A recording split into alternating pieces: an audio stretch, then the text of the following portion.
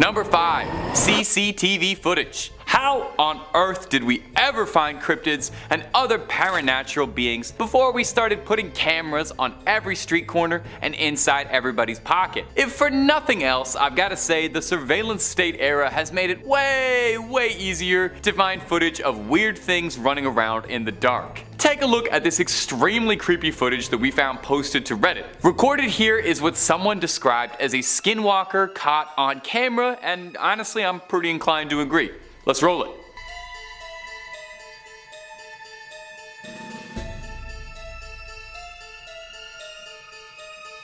Pretty darn creepy, huh? At first glance, you would totally be forgiven for thinking that's a demon or a dog monster. And it's only when you brave up and look through the cracks in your fingers, you're willing to take another look, you realize what you're watching is a human being running by on all fours, like perfectly like an animal. Whoever this is running on all fours better than I run on twos. This is one of the freakiest things I've seen in a good while, and I literally exclusively watch freaky content online all day, every day for my job, so it stands out.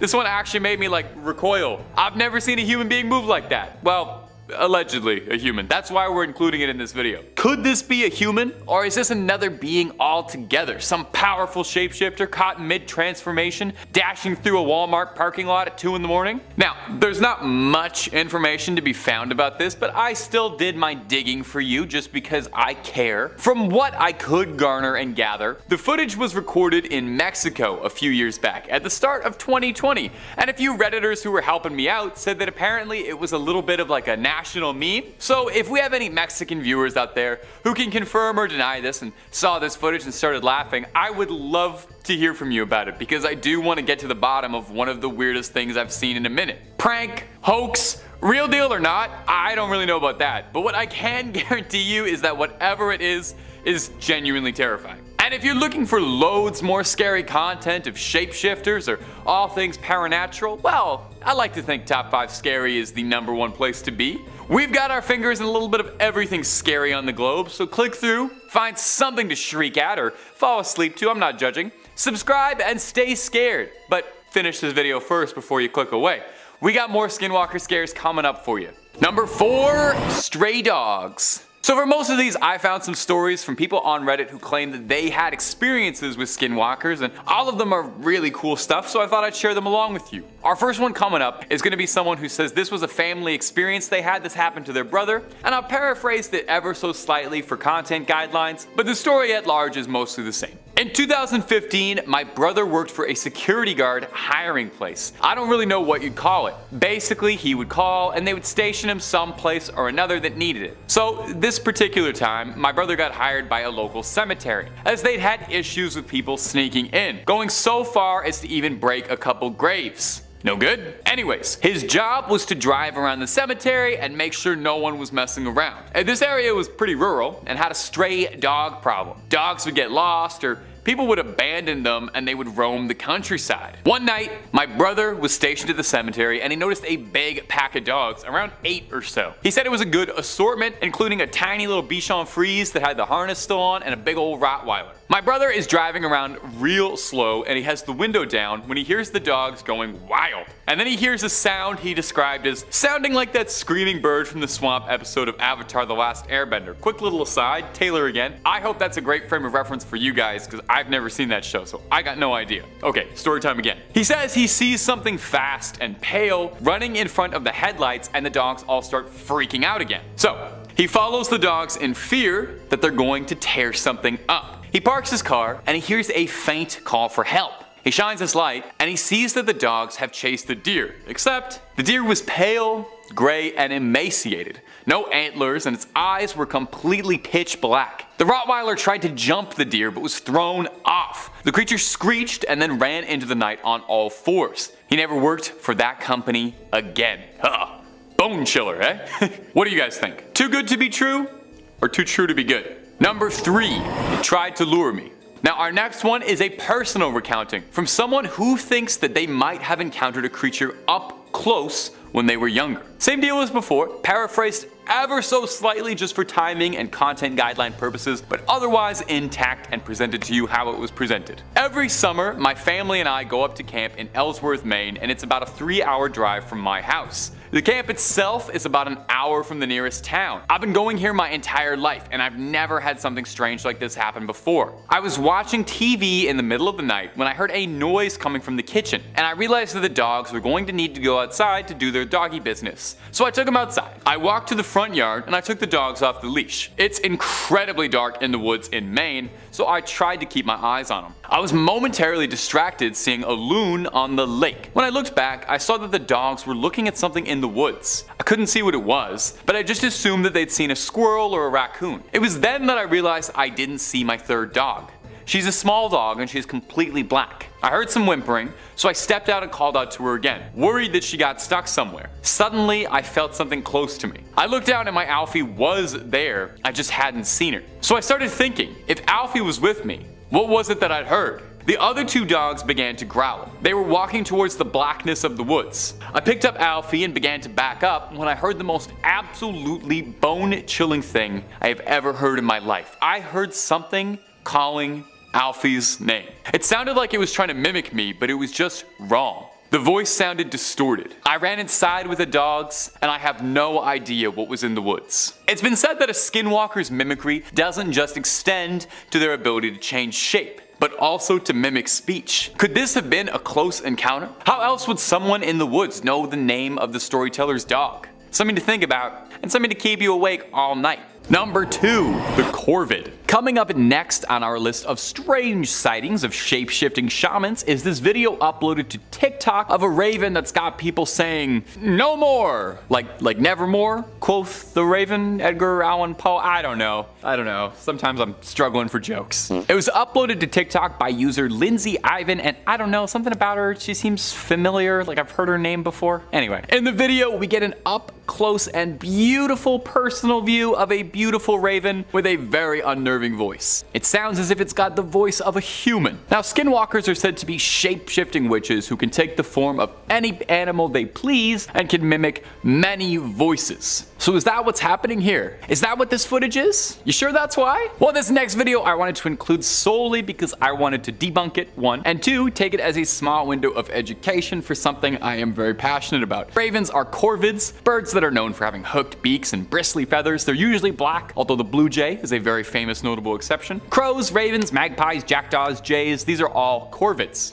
Now, what makes corvids so interesting, and one of my favorite kind of birds out there ever, is they are unbelievably intelligent, with many ornithologists suggesting that ravens and crows, not only the smartest birds on the planet, but very well maybe like top 5 smartest animals out there. Among crows and ravens' many parlor tricks is that they're able to remember human faces. They understand the concept of causality. A raven understands what cause and effect is. Ravens can count, they've been shown making tools, they give gifts, they solve puzzles, and they can mimic sounds they hear with alarming clarity like a parrot. Everyone thinks of a parrot as a bird that can talk, but a crow and a raven can do it as well. So this beautiful bird in this clip is showing off his vocal range by mimicking human speech that he'd heard in a wondrous display of intellect from one of nature's most staggeringly impressive creatures. Or, of course, it could be a shape-shifting warlock of Dene legend that is grossly misattributed to almost every single random encounter on TikTok because the name sounds cool and people don't research things. Could be either one. Number 1, a scream in the woods. Coming up in the final spot today in our list of possible shapeshifters we just can't explain on camera is this viral video that's been making the rounds for its unexplained and terrifying nature. Now, this clip was originally uploaded under the name Strange Sounds While Mushroom Hunting. That sounds lovely. By user Tomorrow's Garden. Clicking through on the channel, we can see that they mostly stick to naturalist content, and when they're not doing that, they're reviewing the exciting world of stud finders and mouse traps. So supernatural hoaxes doesn't really seem to be a big part of their channel's identity, which is what makes this clip that much more real. In the clip, we see someone walking around a beautiful little forest as the user is checking out what's new with the local mycelium. Interrupting the bird song and the other beautiful sounds of the forest is a shrill scream that seems like it's come directly from hell, piercing not just your ears but your soul. Downright agonizing. Let's roll a clip of just that shrill shrieking.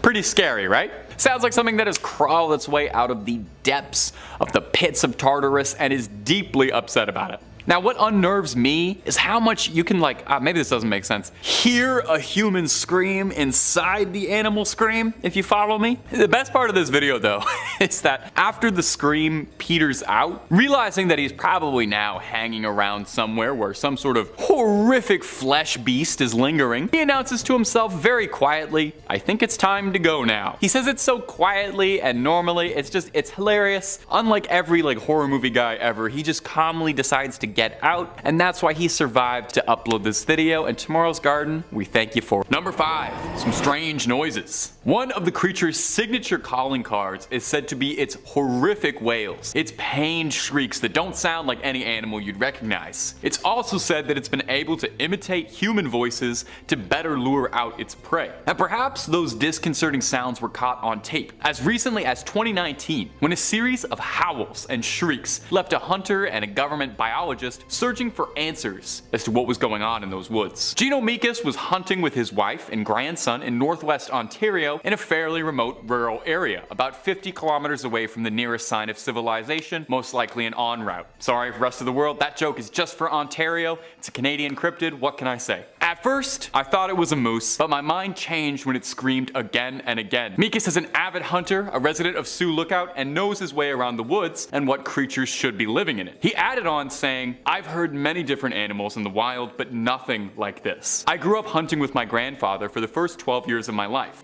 The howls initially came from the distance, but soon appeared closer." We've got the clip, so why don't you take a listen for yourself and see what you think.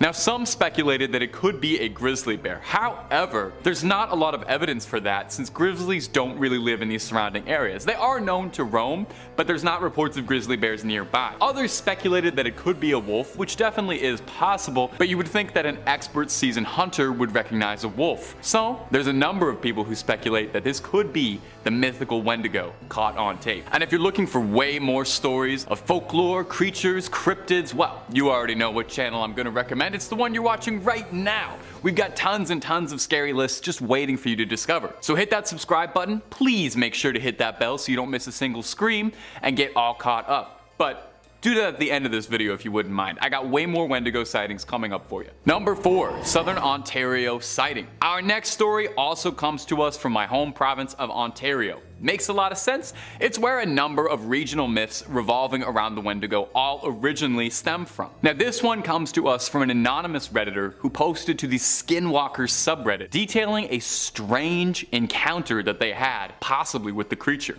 You take a listen to this. "I decided to take my dog out for a walk this afternoon and not put my headphones in. As we were walking along, I heard a voice calling out my name in a sing-songy way. I stopped and looked around and I called for my dog to come back to me, and he stopped where he was and stared at me for a while and then eventually came to me. I didn't acknowledge it. I walked around a little more and still didn't see anything. Now, I live with my parents, and my mom knows that stories about skinwalkers freak me out. A few days ago, we were having a bonfire, and she hid and tried to call for me in a scary voice to freak me out, so I assumed this was the same thing happening. I continued walking and I heard, 'Come over here,' and I was so freaked out because this sounded like it was my voice saying it, and I heard this so much more clearly, like it was coming from inside my head. I have no idea what was out there this afternoon, but I can tell you for certain I will never walk out there without my headphones on again. Can honestly say this was the weirdest experience of my life. Now, if you believe the legends and folklore, if you hear the creature calling out for you, the only correct thing to do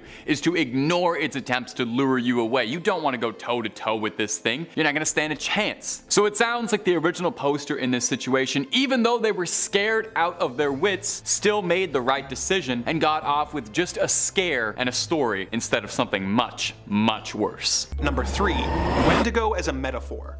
Beyond viewing the Wendigo as a literal monster or as a boogeyman created to prevent people from eating each other in desperate times, some people view the Wendigo as a metaphor for greed and its all-consuming nature, helping to reinforce the communal values that let members of a tribe live well together in their environments. Interestingly, native scholars have used this metaphor in modern contexts to great effect. For example, in his 1978 book Columbus and Other Cannibals, The Wetico Disease of Exploitation, Imperialism, and Terrorism, Dr. Jack D. Forbes uses the Wendigo as a metaphor for the attitudes and behaviors of domination and exploitation enacted on his people. As he writes, "I have come to the conclusion that imperialism and exploitation are forms of cannibalism, and, in fact, are precisely those forms of it which are most diabolical or evil," going on to say that the treatment of minorities clearly attests to the fact that, quote, "the wealthy and exploitative literally consume the lives of those they exploit." This really shows how effective this legend is as a metaphor for greed, working just as well in a tribal setting to prevent people from hoarding what little food was available, as it does in a modern setting where imperialism's need to make others suffer for the benefit of a ruling class is explored. So, from a metaphorical standpoint, the Wendigo is undeniably real. We just call it capitalism. Number 2.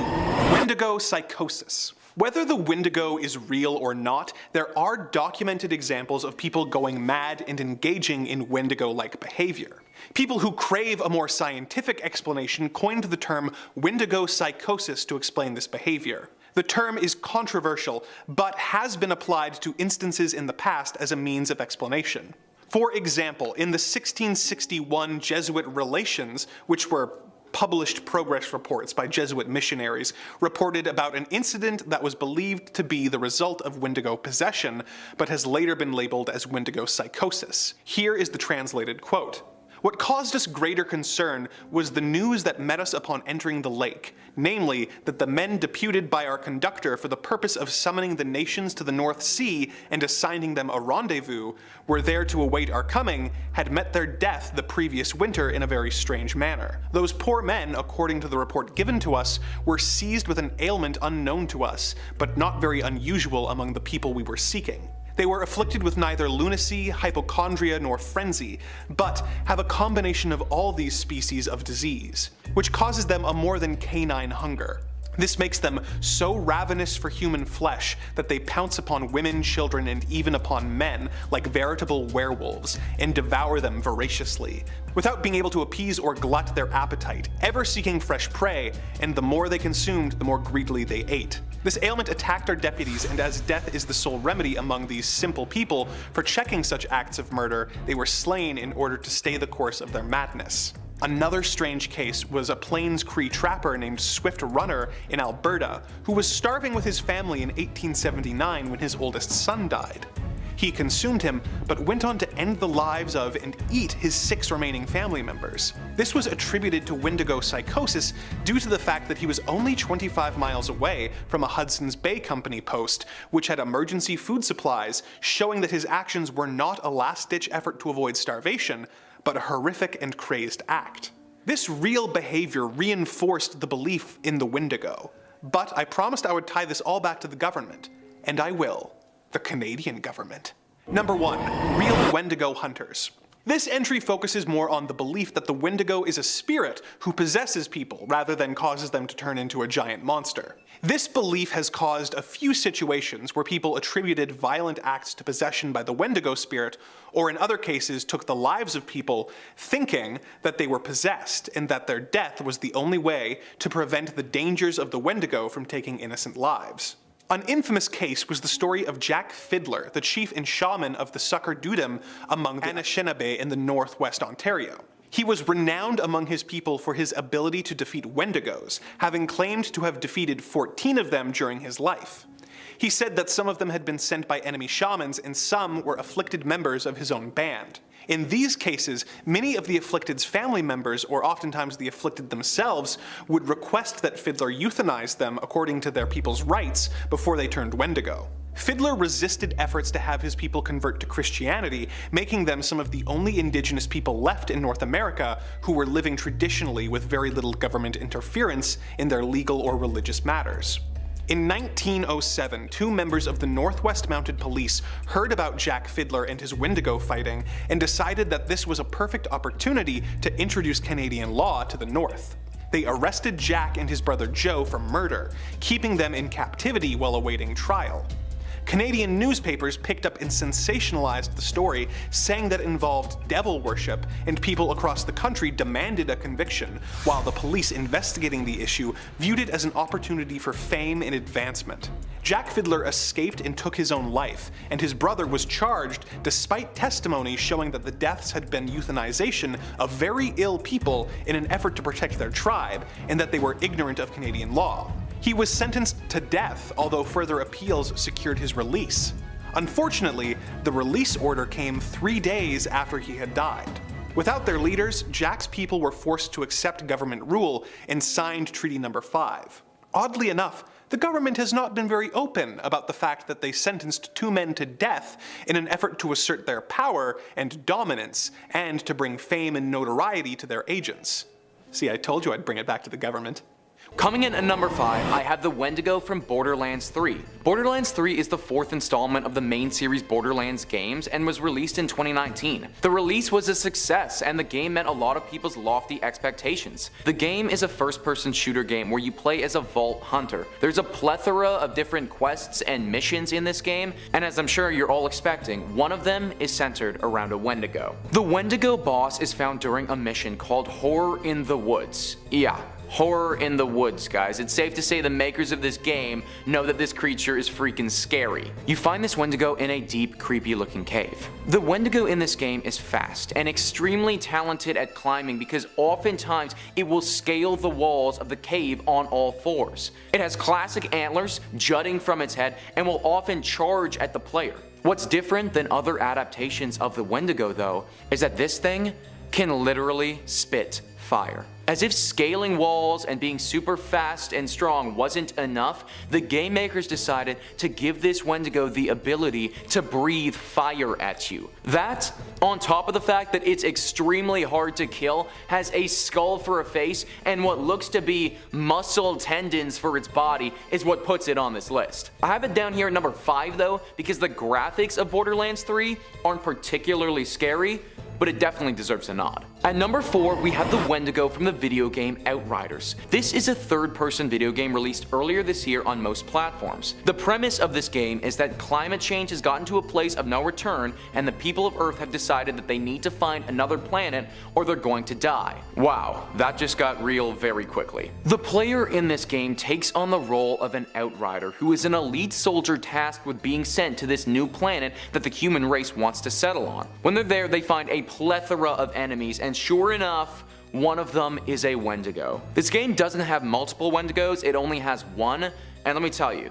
it looks messed the heck up. It's got like bone things jutting from its back in unnatural, unsettling directions, and it's this one disgusting slit on its face that is either its eye or its mouth. I'm not even sure, it could be both. For hands, well, it doesn't really have hands actually. Instead of those, it has one massive sword-like weapon thing jutting from its right side, and then 3 more tiny claws coming out of its left side. Basically, this adaptation of a Wendigo is a freaking nightmare, and it has evolved to an advanced killing predator machine. In the game, this thing is also a boss, and super hard for the player to kill. For starters, I obviously don't want to get eaten, but if I'm gonna get eaten, can we just make it from a normal mouth, please? Not some slit thing that might also double as an eyeball. It's gonna be a hard pass from this guy. Coming in at number 3, we've got a Nevadan Wendigo. Not Nebraska, Nevada. This is a different tale, although curiously enough, the protagonist of this story is the same age as the protagonist of our farmhand extravaganza. Funny how that works. While exploring some abandoned mine shafts, great idea I know, this lad felt as if he was being watched. Moving right along, he eventually encountered some old abandoned cabins. After looking through, he found a well, and this well stunk to high heaven, a strange, acrid, coppery smell, sort of a mix between fresh blood, rotten meat, and pennies. Not wanting to be around it anymore, he decided to head back towards the mine shafts. However, when he did, he saw something crouching inside of one. At first, he thought it was a mountain lion, as he'd seen them around these parts before, but then he realized how big the thing crouching in the shaft was. The openings were usually 8 to 10 feet tall, and this thing couldn't stand up straight inside of it. It moved towards the opening, revealing a bunch of matted brownish fur, and then it screamed. The kind of scream that haunts your dreams until the end of your life. Our explorer pal felt his blood go cold and immediately shot at this creature with his rifle. A few rounds to the torso did nothing to stop it, however, and it continued to scream. Time to run. He scrambled away, jumping over fallen trees and occasionally turning back to fire quick pot shots and check if it was close. Eventually he made it back to his truck and hightailed it out of there, averaging 60 miles per hour. He drove without stopping until he got home where his dad was waiting. His dad asked him how the trip went and where he ended up, noticing that his son was quite shaken. When our mineshaft exploring storyteller explained to his dad where he'd been, his dad appeared concerned and told him to never go back to that location. They didn't talk about it again. Coming in at number 2, we've got the Allegheny forest encounter. As I find more and more of these stories, I realize how absolutely terrifying the forest can be. Did I realize this as a kid when I went camping, or when I decided to go way off track while visiting remote cottages? Probably not, but I'm still here, right? This story comes from a hunter and his seasoned outdoorsman buddy. They'd gone fishing in the woods and made sure to prepare adequately.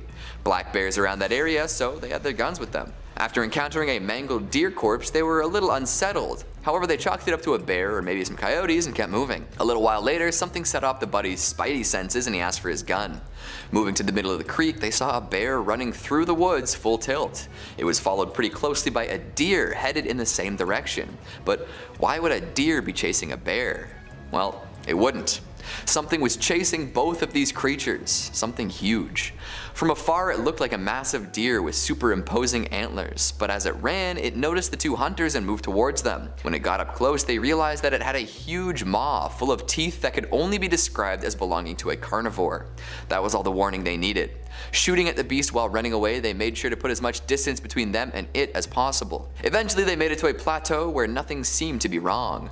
Reloading their weapons and looking around for any sign of trouble, they realized they were in the clear. Miles from their base camp, they hiked all the way back on high alert but never encountered the creature again. Even now, they have no idea what the hell they ran into. And at number 1, we've got another farm experience. This one doesn't stem from working on a farm though, it stems from living on one. When the writer was about 13, he and some friends lived in a rural area and would often get together to goof around in the woods.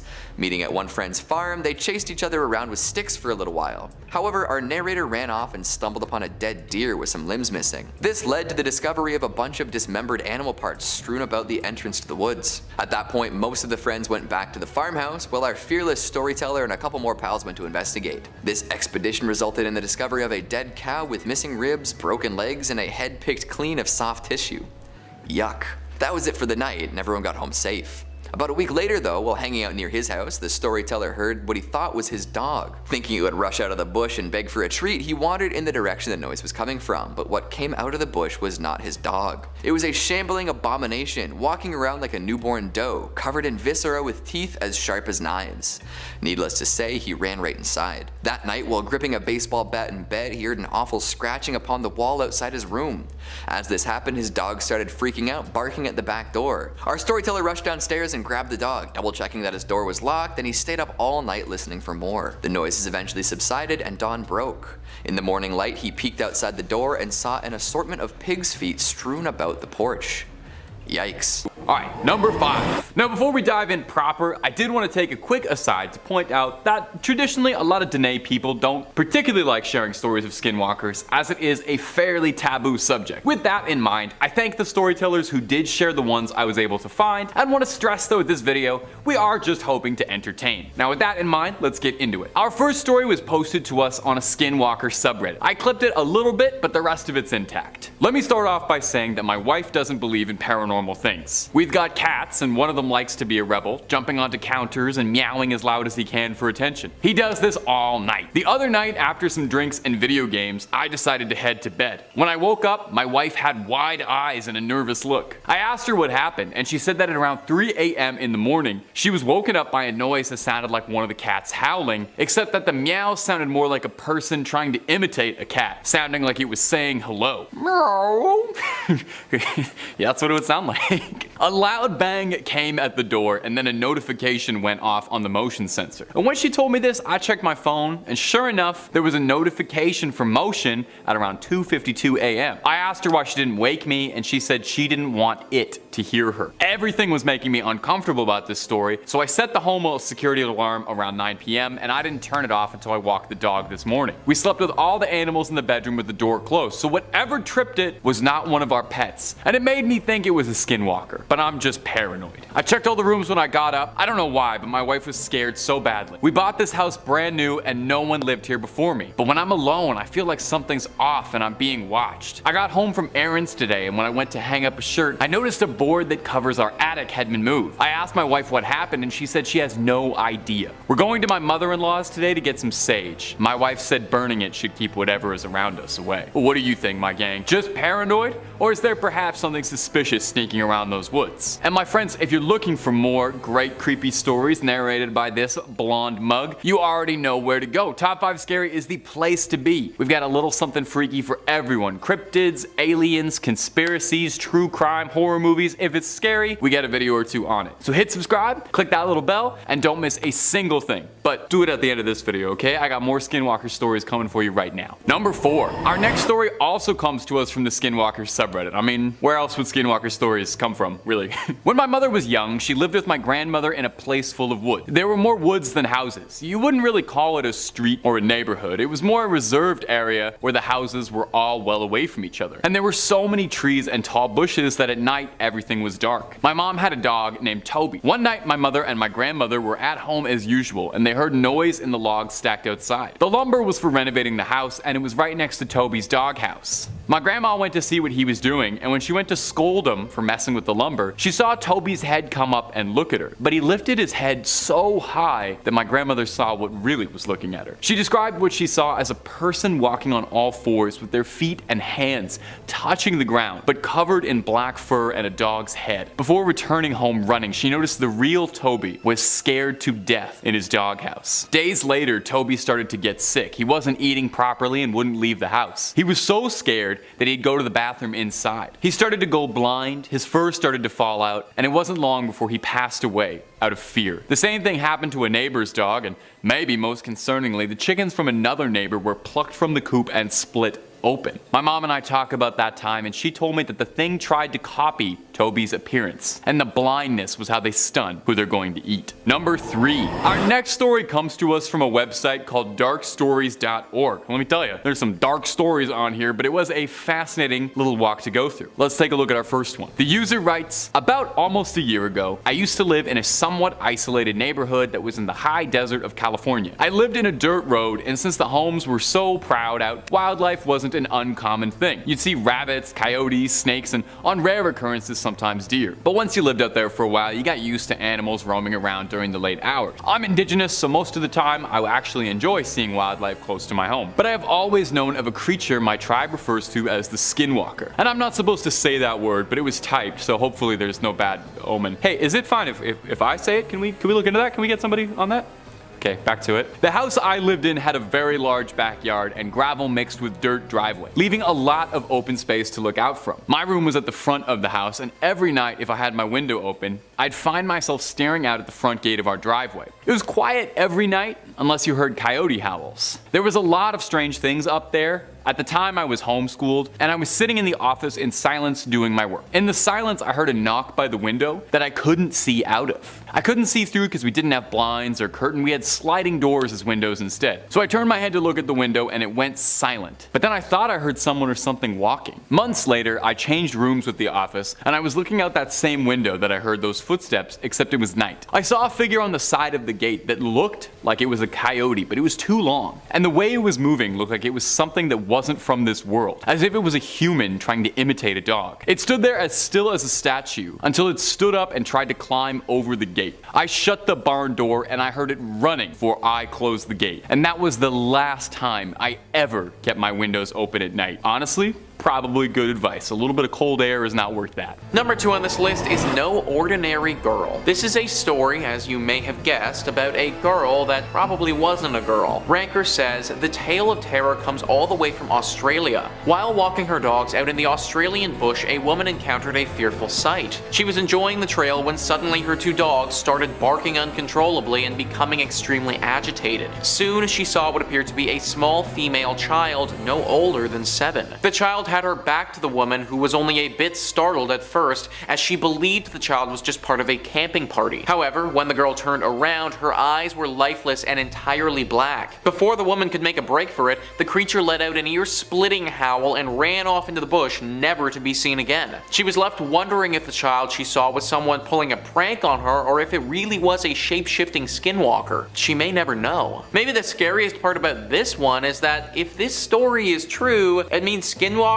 can be found outside of America. Conventional wisdom has kind of said that these creatures are only in North America, but that might not be true. If they're all the way in Australia, then they could literally be anywhere. Hopefully it was just a prank, but based on the circumstances, I kinda doubt it. And finally, number 1 on this list is The 6 Men. This is another story about how some type of beasts were able to keep up with a car. Ranker says, my friend's mission region had a reservation within its boundaries. However, it was relatively far from where he was serving. On one occasion, him and his mission companion were asked to travel further than usual to meet some investigators. This took them near the reservation. On their way home, their car ran out of gas, and it wasn't until late at night that they were able to continue the journey home. My friend chose a different route that took him through some back roads in an attempt to get home sooner. He told us he was driving above the speed limit when he noticed movement in the woods lining the road. Because coyotes were common in the area, he took little notice at first. Then he looked out the window and slammed on the brakes. The sudden stop jolted his companion awake, who immediately wanted to know what was wrong. My friend was shaken and he said he would tell him once they got home. He asked him to say a prayer. By the time they made it home, his companion was dying to know what had happened. My friend told him, I looked down at the road next to the car and saw 6 men running on all 4s, keeping up with the car.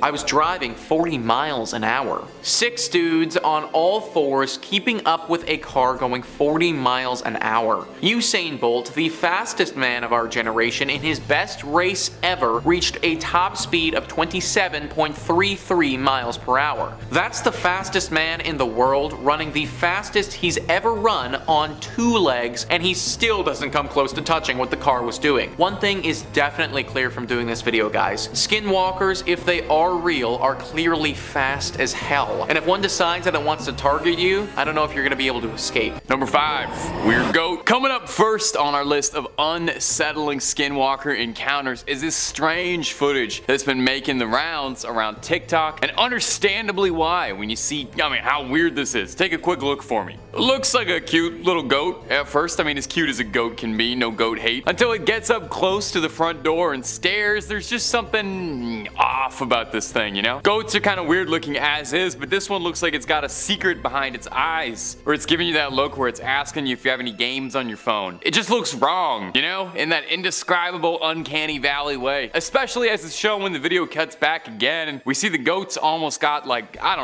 dog looking eyes. It certainly does not look like any goat that I have ever seen. That's for certain. Now, I couldn't tell you if this is a skinwalker in disguise wearing a goat costume or just a goat being particularly bizarre, which is not entirely unheard of. Goats are considered one of the more demonic animals. They're very commonly associated with Satan and Lucifer and all sorts of hellish manners. It's said that skinwalkers are Dene witches who have gone against the natural order of things and use powerful magic to be able to take the form of any animal that they so please. As some local legends say that a way to suss out a skinwalker is through their eyes, being able to see them shine differently than normal. That would certainly explain what's going on with this goat's bizarre eyes, and unless there's any goat experts out there in the comments that can help me out with this one, I'm really not sure what we're looking at besides something terrifying. And if you're looking for more terrifying stories about skinwalkers, cryptids, aliens, really just about anything scary under the sun, Top 5 Scary has all of that and then some. So click through, find something to like, stay subscribed, stay scared, but please, keep watching this video. We did work pretty hard on it. Alright.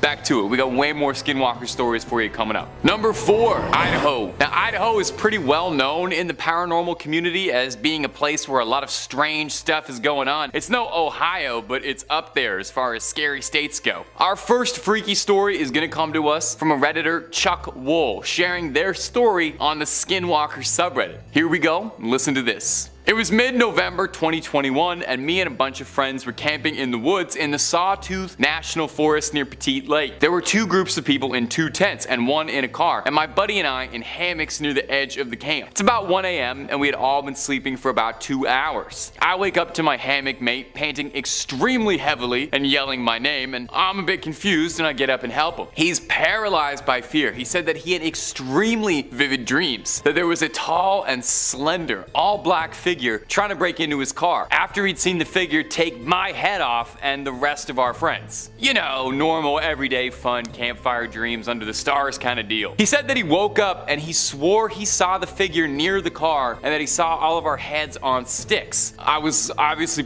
pretty freaked out at this point, as I think most people would be, and I immediately felt very uneasy. I told him it was just a bad dream and that he should go back to sleep. One of our buddies yells, proceeding to wake up most of the camp, and we find that our friend in the car that my buddy said click the car alarm. So all of us, scared and awake now, have a conversation about what is going on. And my friend in the car says that he heard something scratching on the window and said that he saw a slender black figure running around the car. And the next morning we all talked about what had happened. And 6 of them all had similar nightmares describing similar things. Tall, slender black figures, heads on pikes, the whole scary 9 yards. We had friends that had stayed at the same site 6 months earlier, and a few of them felt like they were being watched. There are strange things afoot in the Idaho mountains. So what do we think, my top 5 scary gang? Skinwalkers? Witches? Slenderman? Or just something in the coffee? Number 3, Iowa sighting. Our next story comes to us from Reddit once again, from the subreddit r/true scary stories. Not to imply the other stories we've been sharing are fake, just that these ones are definitely real. And quick shout out for the Reddit scary horror story community as a whole, putting all these campfire stories in one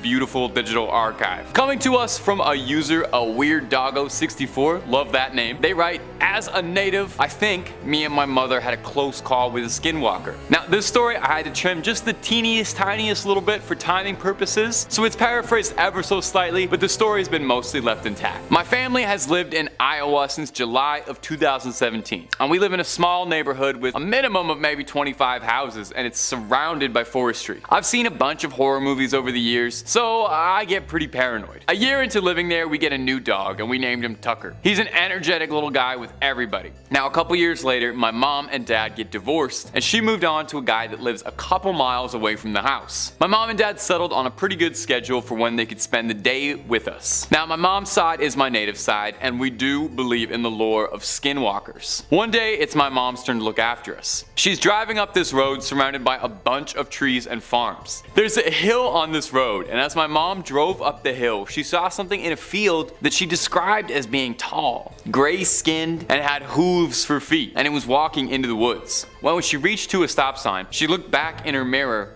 and nothing. Now my mom was terrified because she remembered the stories of skinwalkers she would hear as a girl. A couple days later, it was nighttime, and my dog had to go outside to the bathroom. I put him on a leash that's connected to the porch. I turned on a light that was outside so I could see where he was going, and I heard him barking. I walked towards the door and I told him to get in, and I look into the darkness to see nothing but eyes shining from the porch light. I pulled him in and I slammed the door as soon as he got outside. I covered every window in the house. It's been 2 months since then, and my routine when it gets dark was what I did when I saw those eyes. I closed the blinds, I locked the doors, and I turn off the lights. Something creeping in the dark? Raccoons? Skinwalkers? What do you think? Number 2 on this list is Yanaldushi.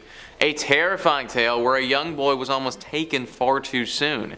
CVLT Nation says, one year when I was in grade school, we went to visit her. Most of the visits were pretty uneventful, typical boring old people stuff, except she always kept her curtains drawn shut and would always peek out the window, and when someone asked what she was doing, she would simply reply, "Yanaldushi is watching me."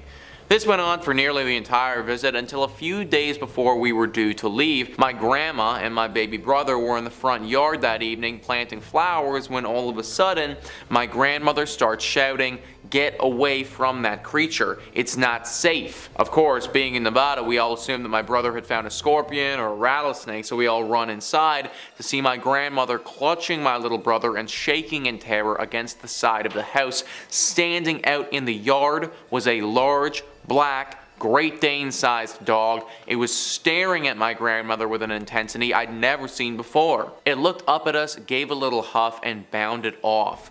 I don't remember if it moved unusually fast or not, but do remember it had really deep yellow eyes.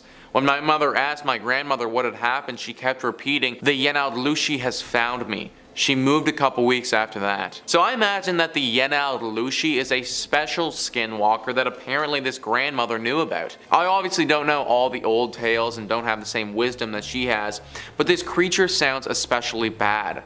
As if there was some history between it and the grandmother and it was coming to exact revenge. Very lucky that the young boy was able to make it out of there alive. And finally, number 1 on this list is the Ruins of Inquisition. Bit of a creepy name there already, guys. Kind of sounds like a mission in Skyrim or something like that, and I guess based on what happens, it could be. 5 years ago, some friends went out to some ruins in New Mexico. These ruins were critical during the actual Inquisition, hence the name. Well, once they got there, one of the friends started playing on the flute that they brought.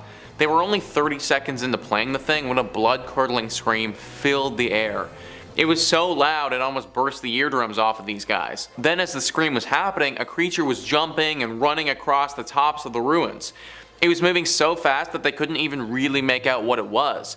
They thought it was an animal of some type though, but obviously nothing natural. The guys noped on out of there as fast as possible and drove 6 hours in the other direction. What's even crazier though is that when they got to their next destination, which was a campsite, and after they set up their campsite, they came face to face with what they thought was the creature from the ruins. 7 to 10 feet tall, a werewolf human-like creature was staring directly at the guys from the deep darkness. They then ran as fast as they could and noped the hell out of that place too. This time they all went home and just prayed that they weren't followed.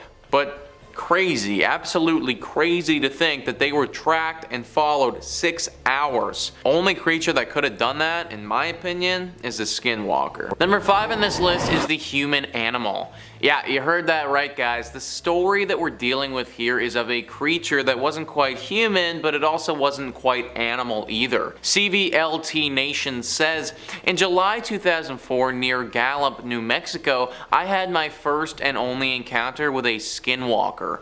Before this, I used to say, I'll believe it when I see it. Well, I'm a believer now. What I saw was not full human nor full animal. I was moving and had just completed the cleaning and was with my 10-year-old son. We had called it a night and were headed to our new place. As we walked out the front door, I saw a figure move from behind my neighbor's car to a nearby tree that stood between our apartments. It didn't have red glowing eyes, snarling teeth, or a rotten smell. It did move quickly, but not quick enough to avoid the light from a nearby light post and the porch lights. It didn't look at me or come toward me. It moved as if trying to avoid being seen. I was within 15 feet of it, but I did not look back to fully inspect it. What I saw was a wolf-like animal that sort of resembled the Beast in Beauty and the Beast, just not cartoonish. It had brown fur that completely covered it. It wasn't a pelt, it was a very large wolf. It didn't have any human traits except that it walked on its hind legs. It cowered behind the tree as we got into our vehicle. Now let's try to come up with a logical explanation before we buy into the skinwalker theory, just to rule things out. Could this have been a bear? Well, maybe, but I kind of doubt it considering our friend here refers to it as a wolf-like creature several times. So he definitely didn't get any bear-like qualities from it, okay? So it's not a bear, well, what about being an actual wolf? I mean, this is probably the most possible, except it literally walked on its hind legs. Wolves have been known to get up on their hind legs for a second or two, maybe just to stand on them for a moment, but they don't specifically walk on them. That's not something that happens, guys. This wasn't a wolf, and it wasn't a bear, and it also wasn't a human either. He says it himself, the only really true human characteristics is the fact that it did walk on its hind legs. So it's not a wolf, it's not a bear, it's not a human. What the hell is it? Well, now we're starting to get into Skinwalker territory. I can't really think of any other animal that would have the things he described this one had, other than maybe a skinwalker. Very lucky that the creature didn't attack and he made it out alive. Number 4 on this list is the Grove. So this is a story told by the friend of the person it happened to. CVLT Nation says, I've heard a lot about coyotes and skinwalkers and had a weird experience or two with coyotes. Creepiest was walking up to my sleeping bag being surrounded in paw prints without even hearing them during the night. But never anything paranormal, so to speak. Patrick's story, however, kept me from going back to my favorite backcountry secret stash. He was leaving the area one morning, had been camping there a couple days, and said there was a coyote that always seemed to be close by, like in his peripheral vision, but never overt. He loaded up his truck and started to drive down the wash out to the fire road. At the end of the wash, he could see the coyote following him. When he pulled onto the road, it was running next to him. Now he was freaked out, so he sped up. He said he was going 35 or so, and it was running along beside him. Definitely not possible. When he looked back, the coyote was running on 2 legs and was wearing what Patrick said looked like buckskin pants. An instant later, it was a person wearing a coyote fur keeping pace with his truck. When he looked again, it was gone. We never went back to the Grove after that. Dude, that sounds like something directly out of a fever dream. It was running alongside your car for one, then it was wearing pants, then it was a person wearing pants, and then it was gone? Like literally full-on walking nightmare right there, guys. Also, what is it with these skinwalkers and chasing down cars? We had a few stories in the first part about that as well. I guess they do really just like to run fast. Number 3 on this list is the toy rocking horse. This story doesn't even make any sense at all. It's just next levels of crazy. CVLT Nation says, my uncle is Mexican and Native American. This happened in the Mojave Desert in Southern California. He was driving around with his girlfriend late at night and they saw something that looked like a huge black dog on the side of the road. He slowed down and the dog began crossing the road. Instead of walking like a normal dog would, this thing moved like a toy rocking horse. He said it stopped in the middle of the road and stared right at them and its eyes had a red glow. My uncle is the most badass person I know and it scared the crap out of him. So I'm honestly trying to figure out how the heck it moved like a toy rocking horse. That kind of doesn't make sense, you know? How would it get anywhere if it just kept rocking back and forth? I don't really understand if I'm being honest, but apparently that's what went down. Which would definitely be enough to scare the bejesus out of me and never go back to the Mojave Desert again. Number 2, the proof is out there. Our next sighting comes to us today from the History Channel of all places. I guess in a way, it could be considered modern day history, right? It details a sighting by 2 Canadian security guards in 2021 of a possible sighting with this creature up close and personal. You see, it was May 2021 in Saskatchewan, and 2 security guards working on a Cree reservation were driving home after a 12-hour shift when they spotted something bizarre on the drive home. They recorded it, and we've got a bit of footage for you here to play. We'll roll it now and let us know what you think you can see down below. It's very difficult to make out entirely, but if you're really looking, and the video does outline it a bit, which helps, you can see a translucent, ghostly figure appearing in the clearing while they're driving. This figure seems formless, almost ethereal in a way, as if it's not even a solid creature. It blends in with the grass so well, it almost seems as if it's part of the scenery or wildlife that's straight up just come to life and sprouted out of the ground. Now, when this clip was posted, commenters were going wild because they thought this could be definitive proof of one of these shape-shifting evil medicine men caught on tape. Now, invisibility, or, being see-through, isn't usually described as being an ability of one of these creatures. I think people might be getting them confused with the Predator from the awesome action movie series. An important distinction to note when we talk about these things is that they're not cryptids per se.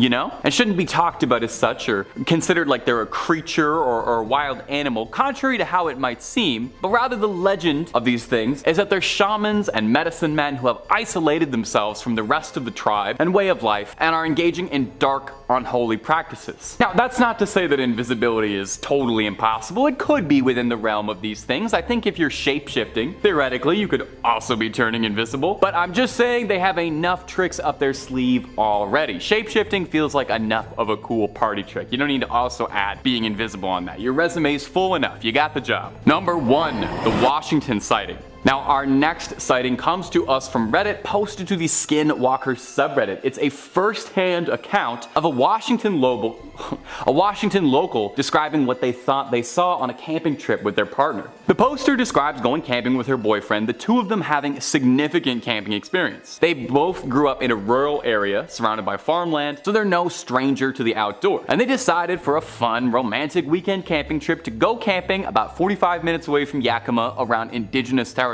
They pull up to the lake at about 10:45, and immediately on rolling up, the poster said she got a terrible feeling, like deep in her stomach. She said it wasn't just like kind of a bad feeling about things, but a profoundly bad vibe, saying as if it felt like there was evil radiating deeply throughout her. I personally would turn the car around if that happened to me, but hey, power to you. She realizes as she's looking around the campsite, the reason she feels so strongly about this place is because she's had a dream about it before. It's not just deja vu or something, but something she had seen in her mind's eyes. She tells her boyfriend that she's dreamt this place, everything about it, every little detail, and goes into detail, talking about seeing a pale, creepy face with reflective eyes staring at her through the trees and then running as fast as she could. Pretty scary dream. So they pull up to the campsite eventually. Her boyfriend lights a smoke and they sit around the campfire and soon after start to hear screaming. But she says it doesn't sound like human screaming the way you expect it to. It sounds like someone had distorted and spliced together screams from multiple sources into one, harmonizing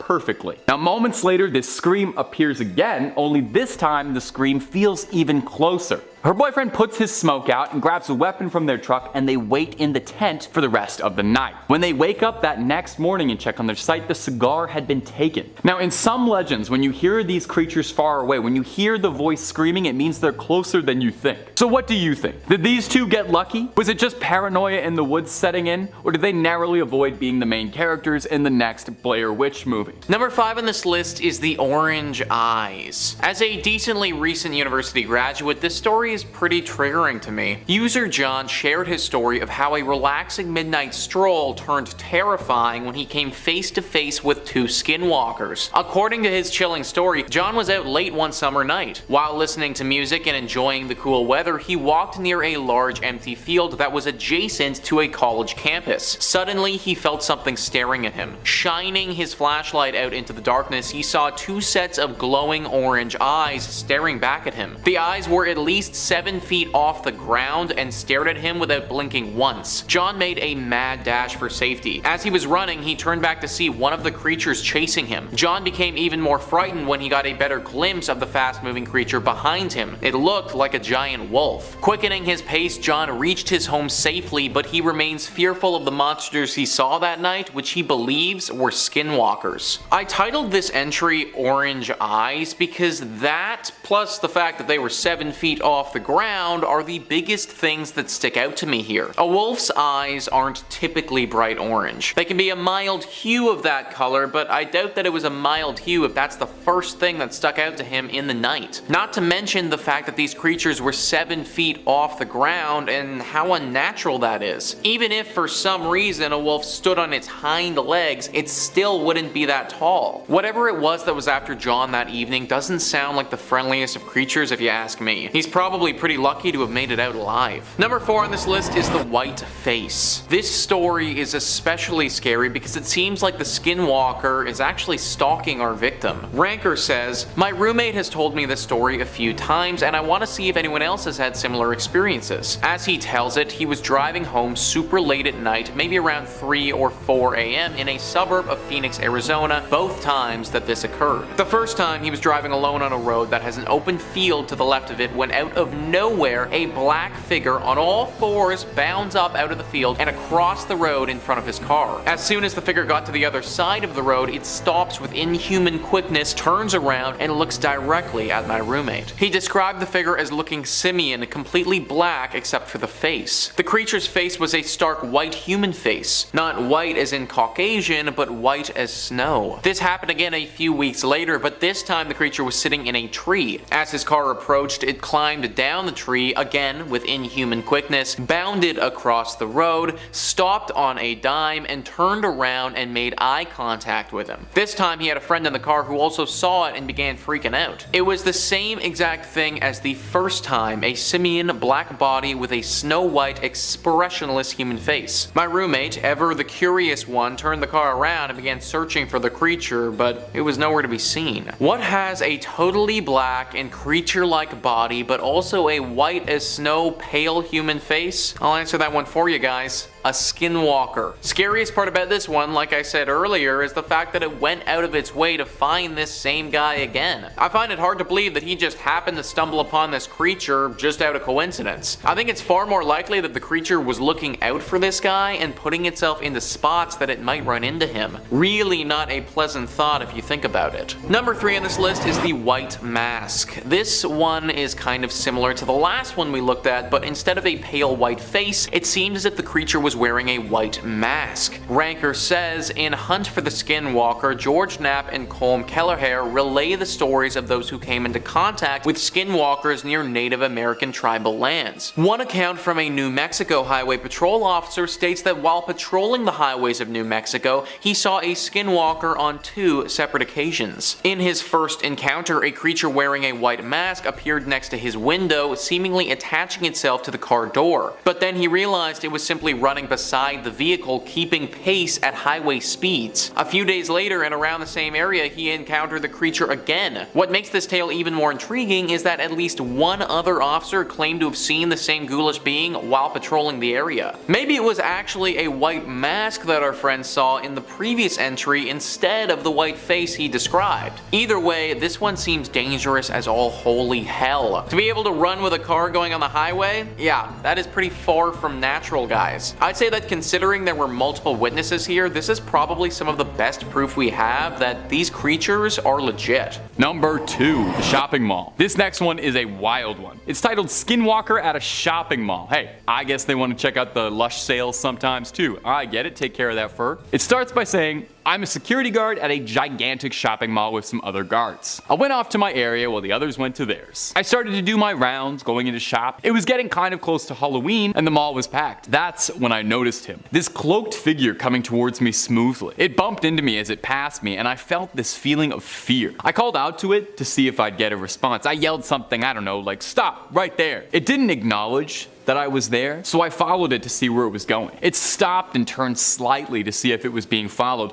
then continued down. But the pursuit was cut short by an elderly man falling down in a shop. I went to go help him up. I turned back to where the cloaked figure was walking around, but it wasn't there. It vanished into thin air. I went to have my break, and when I was about to walk through the door, I happened to run into my friend. I asked him almost as a joke. "Hey, you didn't happen to see a cloaked figure walking around?" He went white and said yeah, and this time it was looking at me. We both sat down and didn't bring it up again for the rest of the shift. When the night shift began, I hopped on the cart, fired up the belt driver, and started doing my round. Then I heard a sound that sounded like laughing. I yelled, "Who's there?" and I shone my light on what looked like the rear end of a grizzly, a gigantic grizzly bear, but its front half looked like a bobcat with red eyes and fangs. "Who's there?" it said in a distorted version of my own voice. I was done. I jumped into the cart and I sped all the way to the entrance of that mall and I ran outside. I've never seen it since that incident. And did you happen to look for a new job or something? Maybe change states, or are you still working at the mall where you know there's probably a skinwalker at? And number 1, I tried to save the best for last with this story posted by user Go Cougar about a skinwalker and their family. You take a listen. I had to snip just a little bit out of this one for timing, but we kept the big beats of it, and it's a good story, and I'm glad we have it. After graduating high school, Aunt Ani got a job at the grocery store. She started dating a regular and would sneak out at night. It was nothing out of the ordinary until my mom would return home seeing strange items such as tomahawks and animal skulls carved with strange writing and scripture in the backyard. Growing up listening to many stories about witchcraft, skinwalkers, and wendigos like most kids in the res, she immediately became curious about these items. It had become obvious that the relationship wasn't all that it seemed. My mom took one of these skulls to the tribal elder. After examining it, the elder told my mom that the skull was crafted to perform black magic, and the elder was very suspicious. A few days later, Sean and Annie snuck out to the backwoods, but my mom decided to stalk them to see what they were doing. Sean and Annie arrived at an open space in the woods while my mom was hiding in the bushes. They fell into a trance and fell onto the ground screaming and laughing uncontrollably, followed by a sound of bone cracking. They transformed into tall, half deer, half human creatures standing on their back legs. My mom bolted out of the bushes, running back to the trailer to tell the elders everything she saw. A few days later, my mom went to Annie's trailer to pack up and found a note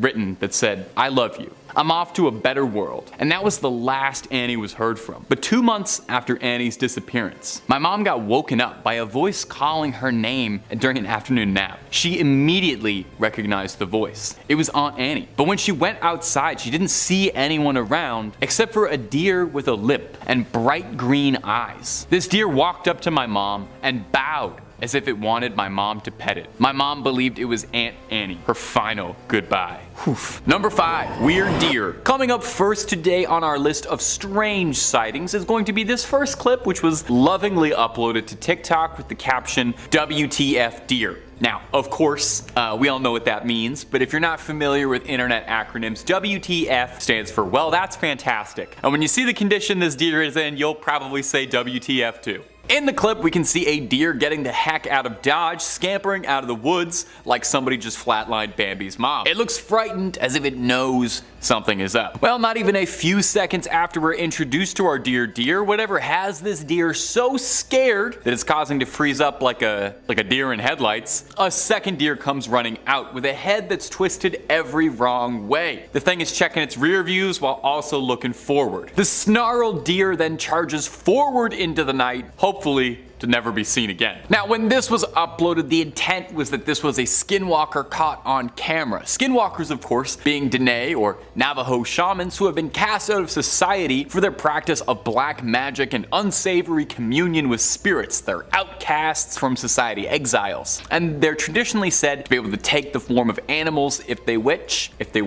They're considered witches, not cryptids, and it should be stated too that indigenous people don't particularly enjoy these stories being repackaged. Now, in this clip, it seems to me like this is a deer with a bad neck injury, or maybe a manufacturing defect of some kind, struggling to survive. Now, while anything on this big blue marble is possible, to me, it's more likely this is just a deer who's probably in extreme pain than it is a shape-shifting witch. Personally, if I could shapeshift, I would shapeshift into a deer that had a regular neck. You let me know what you'd shapeshift into. And if you're looking for more footage of shape-shifting animals, creepy crawlers, ghouls and goblins, ghosts, conspiracies, true crime, fake crime, and a whole lot more, Top 5 Scary has all of that and then some. Seriously, if you can think it up, we've got a video or two on it. So click on through, hit subscribe, please make sure to hit that little bell so you don't miss anything, but if you do me a favor, do that at the end of this video, because I got 4 more weird things found in the woods coming up for you right now. Number 4, friendly neighbor. Our next clip is one that maybe you've seen before if you're like me and spend the days trolling the web for supernatural content, as it's a pretty freaky one. Now there's some skepticism all around this script, you know? I'm naturally a bit of a skeptic. I'm more of a Scully than a Mulder. But this next clip is pure weird. We can see someone or something crawling around in the woods. Now it looks human, but isn't that the whole point, to look deceptively human?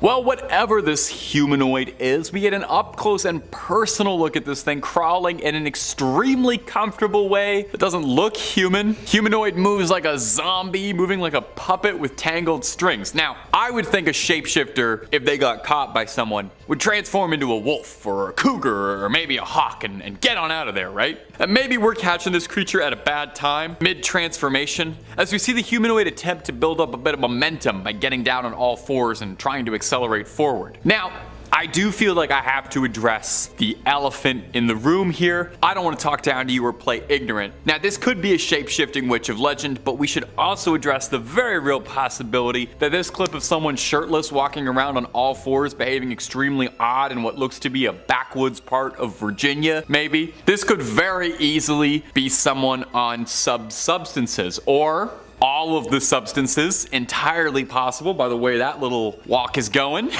This looks like there is a cocktail of things going on in that head right now. Whether or not this is a supernatural threat or a chemical one, we might not know, but I think we can all agree, completely horrifying, and I would prefer to never have to interact with that person. Number 3, that ain't no book. And coming in right at our sweet little middle spot, here's a clip that I didn't think was the best, but I also didn't think was the worst. It's a perfectly neutral clip, perfect middle child of a clip. In this very short clip, we see someone driving through the backwoods late at night, real children of the corn kind of situation. Nothing but big stalks for miles and miles around, which is perfect actually. All the better for creatures of the night to stalk you in. That pun was a bit laborious, but we got there. In the clip, it seems like the driver notices a buck acting a bit strangely, until the camera zooms in ever so slightly, and you realize immediately, just like the title said, that ain't no buck. We see a bizarre creature on its hind legs running far, far away from the person filming, which I'm sure the person filming wasn't upset about at all. Now this creature looks the most like what I think people imagine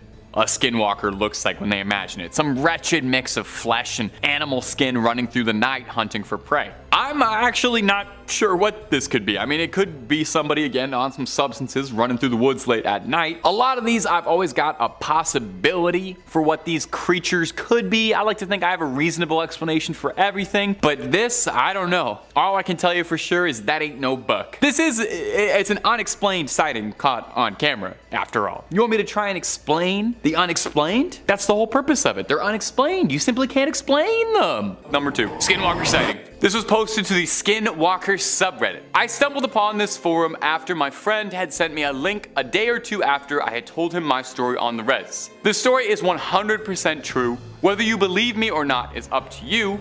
I'm just sharing what had happened to me. This all took place a long time ago when I was much younger. I'm indigenous Mexican and Navajo. The cultural difference is somewhat large. I tend to practice my cultural roots within my Nahua side, but I'm also very close to my native family that resides in the States. My family had planned a trip to Arizona, and we'd made arrangements to stay with some family that lived on that reservation. Though, considering how small dwellings are on the res, my parents thought it would still be a good idea to stay at least a few days, and my brother and I would get to go see our cousins. The first day, being the moody teens we were, my cousin and I thought it would be fun to roam the open fields surrounding the res. We were hoping we'd get away from all the noise, and we ended up going off pretty far. Far enough that the houses were out of sight. About halfway back, we noticed a coyote off in the distance. Nothing weird, but we didn't want to get close to it. But that's when it got kind of weird. We heard someone whistling, calling from somewhere around the coyote, but it was something like you'd hear when someone was calling a dog back. It kind of spooked us, so we headed on back. The next day, I started getting headaches. As night rolled around, our parents were out, so my cousins and I played video games for a while until we heard footsteps outside. My brother wanted someone to look out the window with him.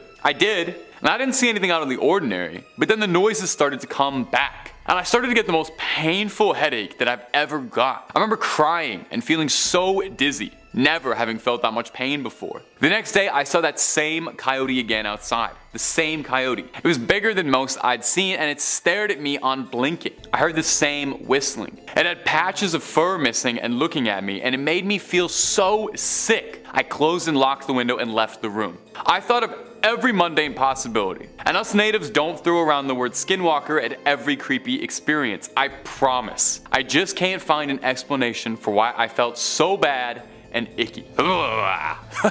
Honestly, reading that one out loud again still freaked me out. Alright, I saved the best for last for you. Number 1. Our final entry is one last story from user Lisha Ninja to round out our Skinwalker story collection, and honestly, I think it's the spookiest one of the bunch, definitely the most high-octane energy action story. Let me waste no more time introducing, let's get into it. Lisha Ninja writes, "This is a story my family told me when I was growing up. We live in a rural community on the Navajo reservation. My aunt and her 2 brothers were coming home alone when my grandparents had left for the evening to attend a chapter house meeting. They were in the house and, like many people from the res, didn't have electricity. It'd been dark outside for about an hour and my aunt and uncles were getting ready for bed. Outside they heard noises, as if someone moving outside. My uncle went out to the front window and saw someone outside of his truck, which was out of the ordinary to say the least because the closest neighbor was miles away, and my aunt and uncle were frightened. They knew they had to take action. So my uncle took the rifle and readied himself. They flung open the door and aimed at the dark figure. The figure turned and started to walk towards them, unfazed by the drawn long arm. My uncle squeezed the trigger but nothing came out. The figure drew closer and closer and my aunt began to smell the stench of a dead body. It was so strange she started to gag. My uncle continued to pull at the trigger but nothing was coming out and the shadowy figure began to approach.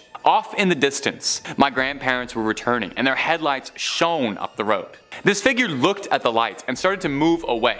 My uncle pushed forward to the truck with the rifle drawn. My grandfather got out of the car and my uncle pointed at the truck. My grandfather immediately ran inside, grabbed a handful of ashes, and rubbed it over the gun's barrel. Whatever it was didn't expect this weapon to go off. My grandfather and uncle chased after the creature, and my uncle swears that when the headlights flickered on it, he saw a woman, but running on all fours the way a bear would. My grandfather eventually stopped the truck, and as they neared the ditch, it drops about 20 feet. He got out and began to yell in Navajo. My uncle says that he was yelling about a local woman. He yelled that he wasn't scared, and that he knew it was her, and to leave his family alone. A few days passed, and there was news that the woman that my grandfather was yelling about had passed away. I've always been told that if you know who the Skinwalker is, you say their name, and it'll end them. Whew.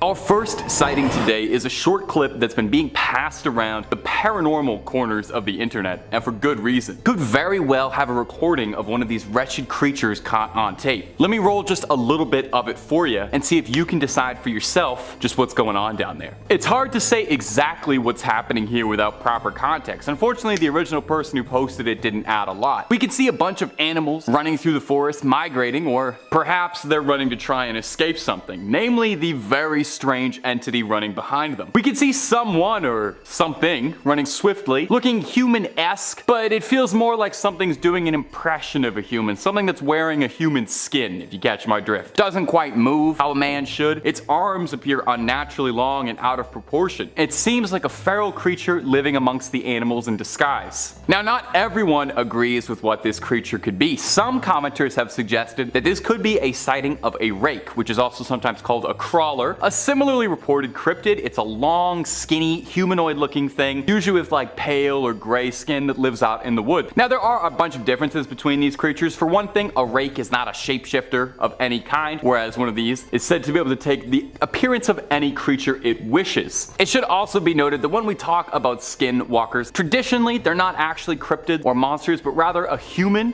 who's capable of witchcraft. It's hard to keep all your scary humanoid cryptids straight in a line, but that's why you got Top 5 Scary to help out where you can. And if you're looking for way more scary stories of cryptids, well, my friend, you are already in the right place. If cryptids aren't your jam, we've got a video on just about every single freaky thing you can think of under the sun and above it. We got conspiracies, we got aliens, we got monsters, monster movies, you name it. Hit subscribe, hit that little bell so you don't miss a single scream, but you do that at the end of this video, okay? I got way more creature sightings coming for you right now. Number 4, another video sighting for you coming up. Well, of sorts, you'll see. This next one was uploaded to the internet about a month ago to Reddit, titled Navajo depiction of a skinwalker on video looking to plant a curse. Hey, you might want to check that your computer's got good antivirus software just in case some of that curse sort of leaks through the internet. That does happen sometimes. So keep that in mind as we roll this next clip. Maybe draw a little salt circle around where you're sitting just in case. Smudge your house with sage, I would advise. Now, this footage comes from a documentary, so it's not exactly the most real depiction of one of these creatures, but it's fun to watch. It's a documentary on the beast of native folklore and showcases a depiction or a dramatization of what a live sighting face to face with one could look like. It's pretty horrifying to see such a realistic depiction. I think you imagine these creatures and it's pretty scary, but then you see it like in a tableau like this and you realize just how scary it is. We see a bunch of livestock running in a flock and a shadow darting between them as if your eyes are playing tricks on you. Is this just another shadow of the night? Is this an animal? Just your eyes? We then see the homeowner readying himself to defend against the particular attack. Now, something unnerving about the legend of these creatures is just how little there is said to be done against them. Some stories say that the way to fell one of these entities is by learning its name and shouting it against it. Now, some others say that traditional weapons have next to no use against one. Maybe you'll slow it down just a little bit, but that you need rituals and otherworldly magic to be able to actually stand a chance. And of course, there are some nihilistic stories that say once the creature has set its sights on you, well, it's kind of hopeless and there's not really anything you can do until your judgment comes. So the best advice for me, I would say, is to just never run into one at all, and if you even start to think you hear one, just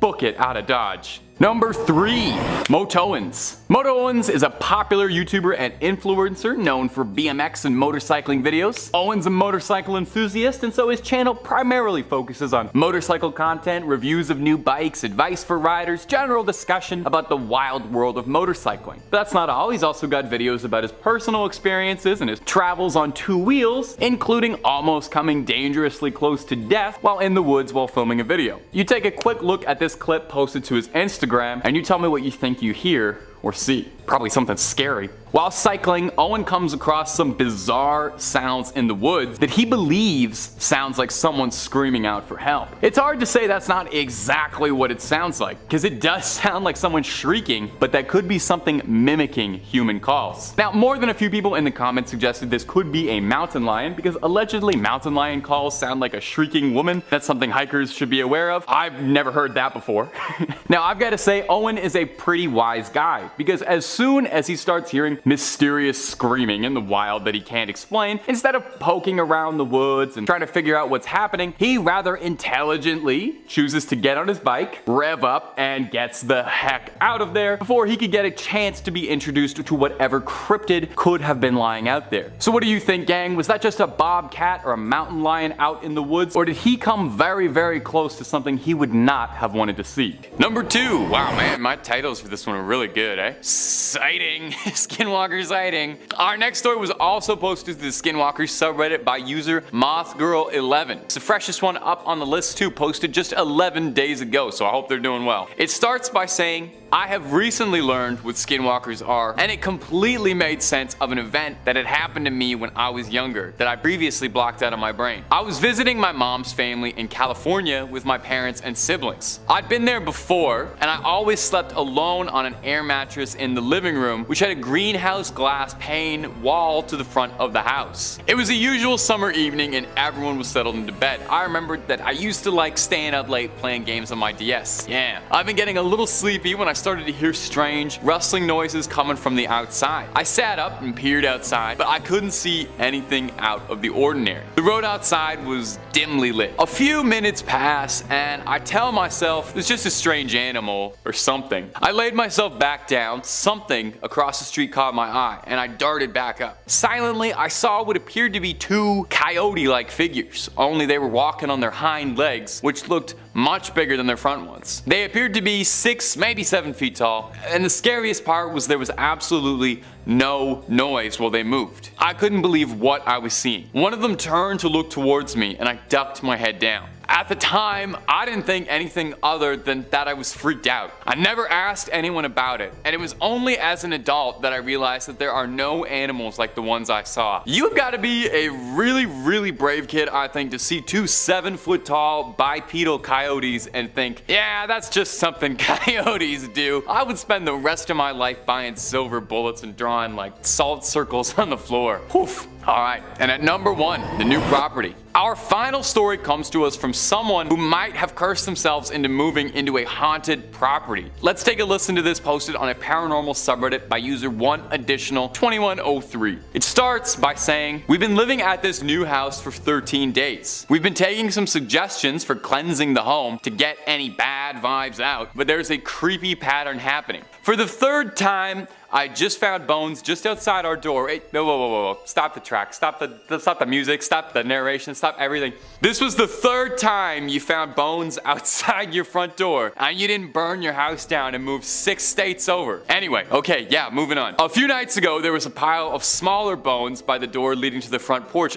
This is a really clear message. On one of the first few nights, there was a long bone by the rear door right where I found a deer skull. I didn't think anything of it the first few times. Again, aside, I'm not sure why, but whatever, I gotta move on from this. Assuming the long bone was left there by a previous owner, and I chalked up the pile to an animal, but it's kind of weird that it's happened 3 times now, and each time by a door. The other strange things happening to me are I can't get the motion lights to work outside at all. They were already installed. I changed bulbs twice now in them and they worked when I went inside, but the next night they didn't. So I'm just chalking this one up to bad wiring. A few times I've heard very strange sounds coming from the woods. I'm an avid hunter and I do a lot of camping, and I've never heard anything like this before. It kind of sounds like a propeller chopping through wood. Do either of these things sound like I'm dealing with something out of my league? I'm sorry if these are dumb questions and stories, but there's just something about this property that makes me worried. Dude, you mentioned that bones keep showing up on your front door. You live in the same forest as the Blair Witch, man. You gotta move.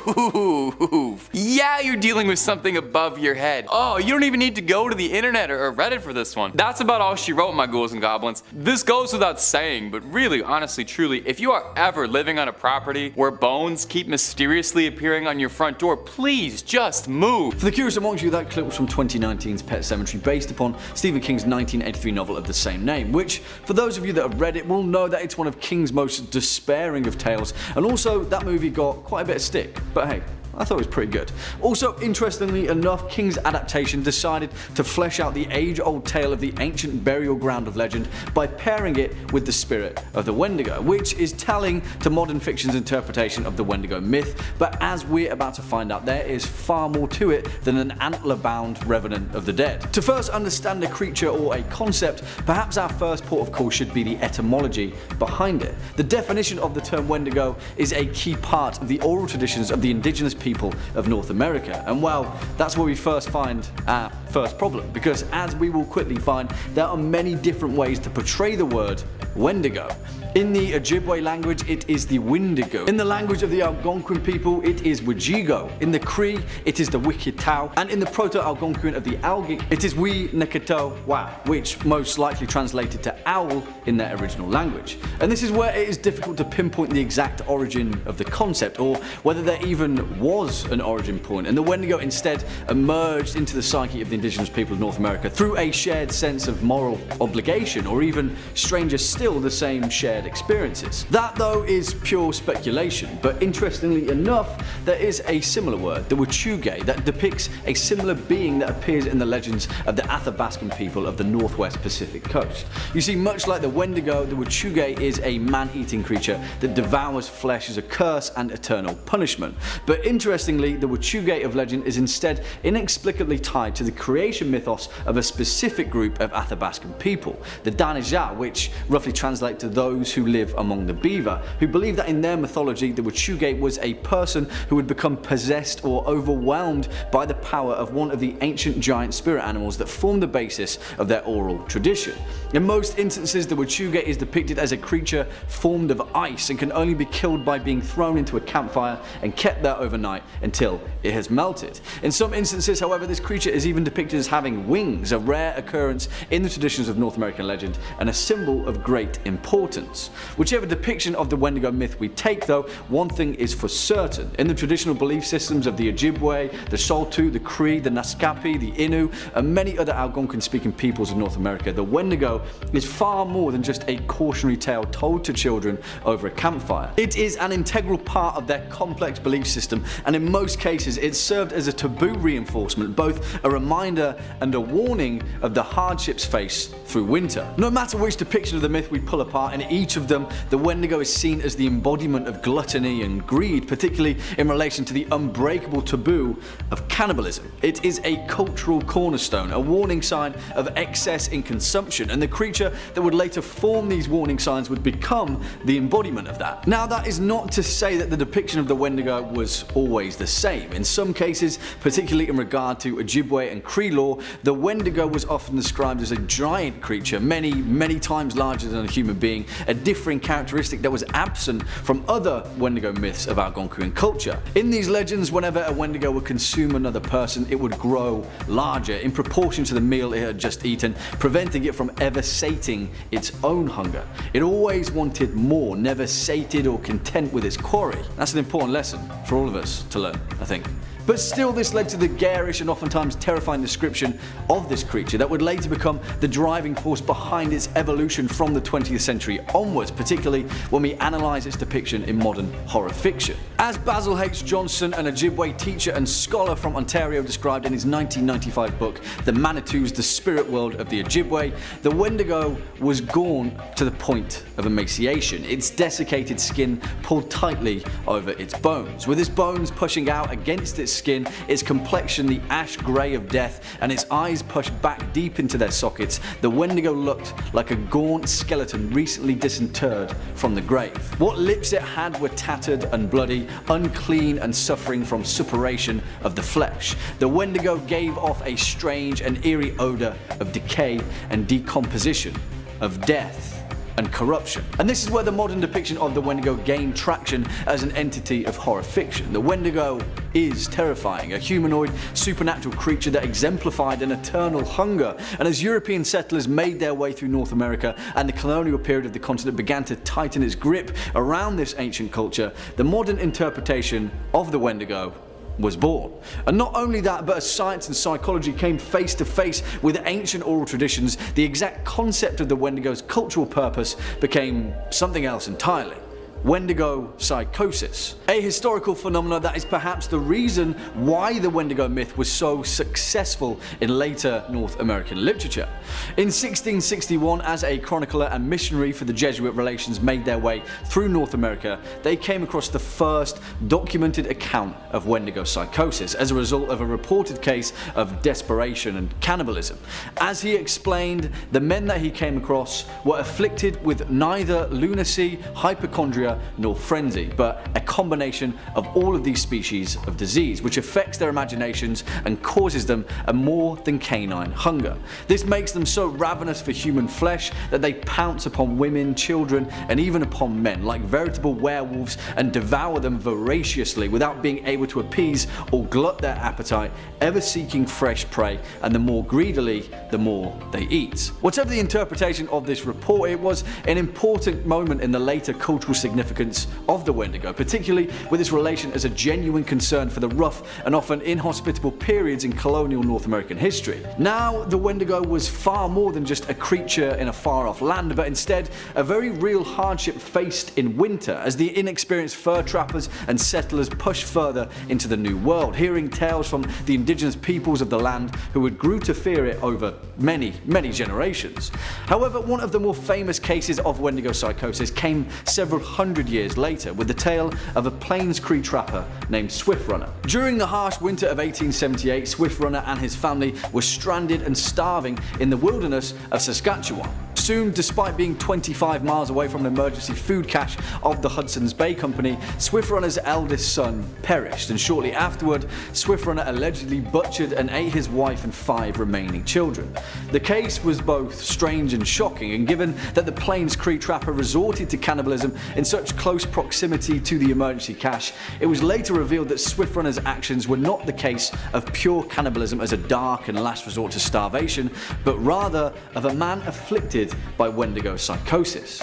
And here was the inspiration for the first and very important fictional interpretation of the Wendigo myth, with a short story written by Algernon Blackwood, a tale written in the year 1910 simply titled The Wendigo, the first mainstream horror depiction of its kind. In the story, Blackwood tells the tale of two Scotsmen on a moose hunting trip in the wilderness of Rat Portage in northwest Ontario.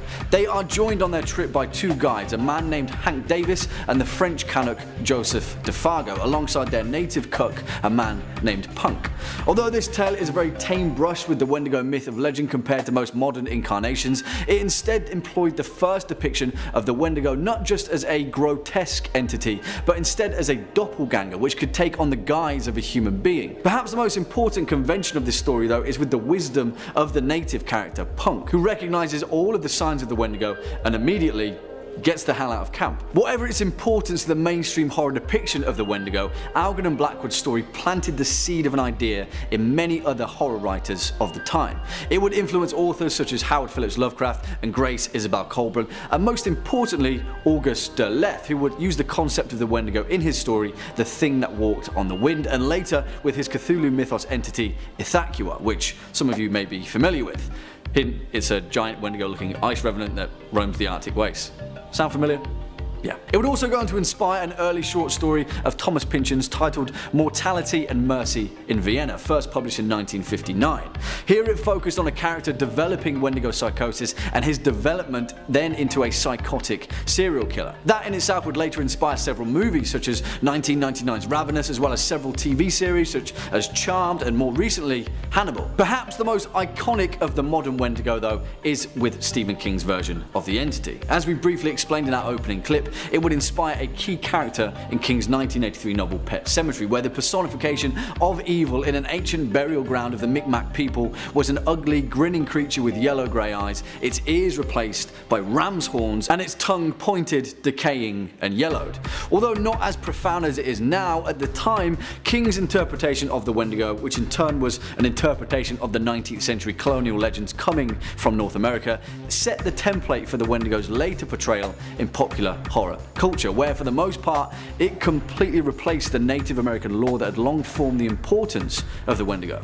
In 2012 though, Chippewa author Louise Erdrich had a thing or two to say about that with her novel The Roundhouse, setting the precedent for the new reinterpretation of the Wendigo myth. And here is where our path splits, because the Wendigo in many ways explains the transformation of one land to the other. For thousands of years the Wendigo served as a cultural barometer for the Algonquian people, an ever-adapting tale that formed the importance of cooperation, of restraint, of sustainability, and the dangers that came with forsaking those virtues.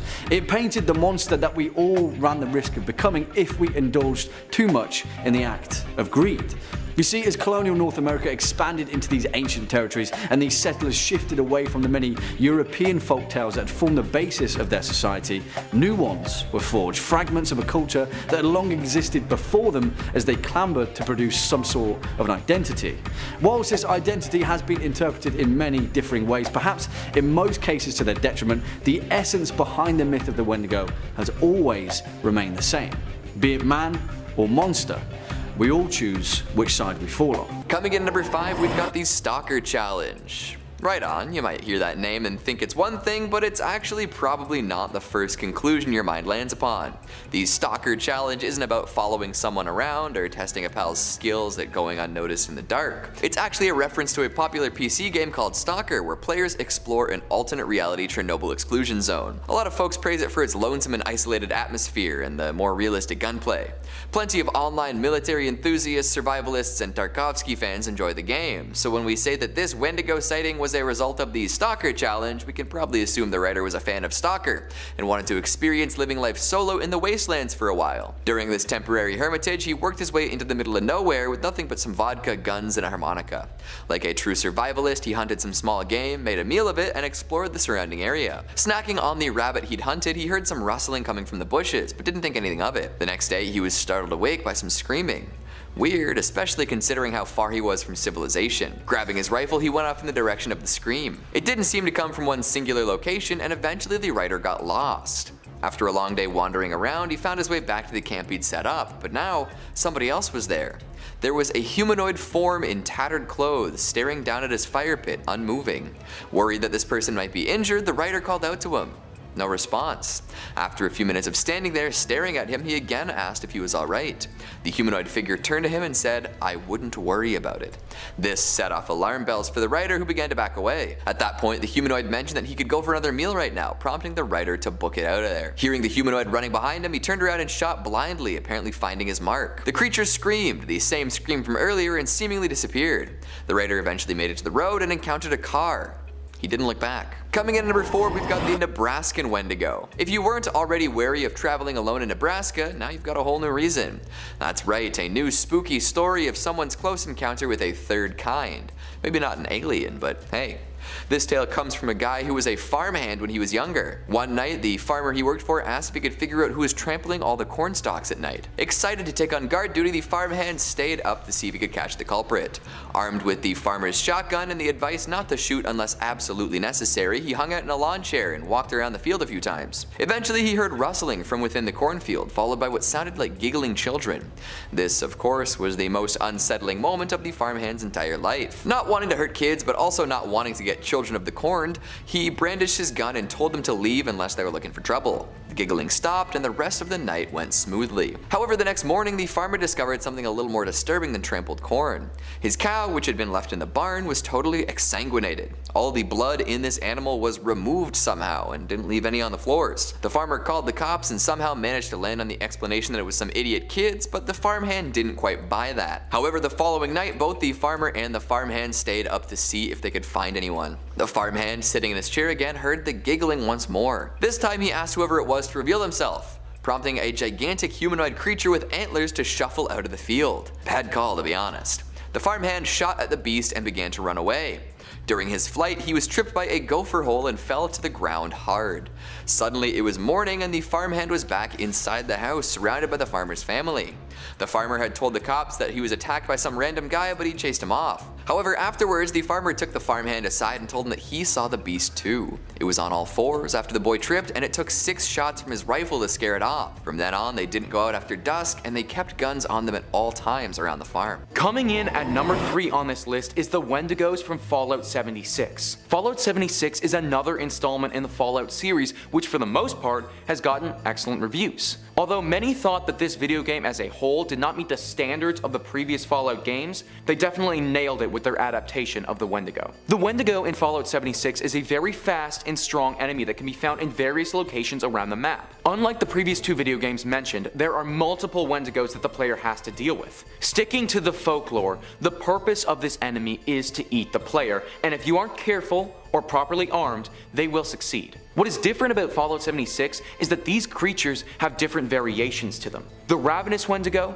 the Glowing Wendigo, and the Scorched Wendigo can all be found throughout this game. The designation of what type of Wendigo they are is determined by environment or where the player is in the game. The image of the Wendigo changes slightly depending on what type of subspecies it falls under. However, they all have some general characteristics. They kind of look like a bigger and stronger Gollum from Lord of the Rings. The difference here is that rather than want to have the one ring of power, they just want to kill you and eat your flesh. Especially the ravenous ones. I mean, it's literally in their name. They are ravenous, so I can only assume that these Wendigos are pretty hungry. Coming in at number 2 is Seeking Evil the Wendigo. Seeking Evil the Wendigo is a PC game that came out in 2017 that is very similar to the likes of Slenderman. Deep in the dark forests of North America, your character wakes up in the night left stranded for dead. As if waking up disoriented in the woods wasn't enough, well, these aren't ordinary North American forests. This is the hunting ground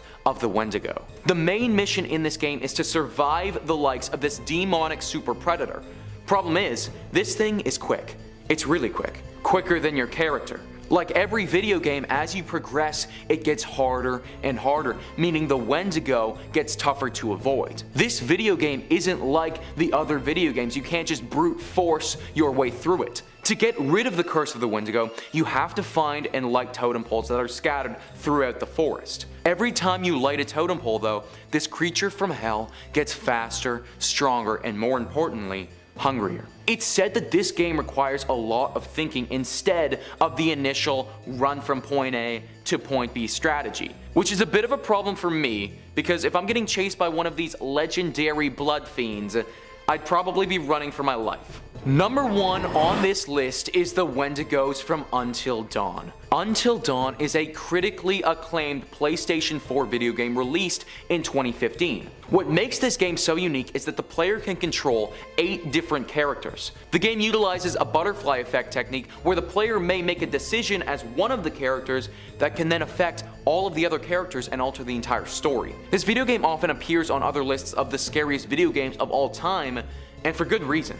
The 8 players are trapped on Blackwood Mountain and they have to survive an onslaught of Wendigos. Rather than have one demonic Wendigo, this video game goes in the direction of having multiple enemies. These Wendigos also stray from the classic image of a moose humanoid-esque creature and are humans that have just mutated into cannibalistic demons due to being possessed by the Wendigo spirit.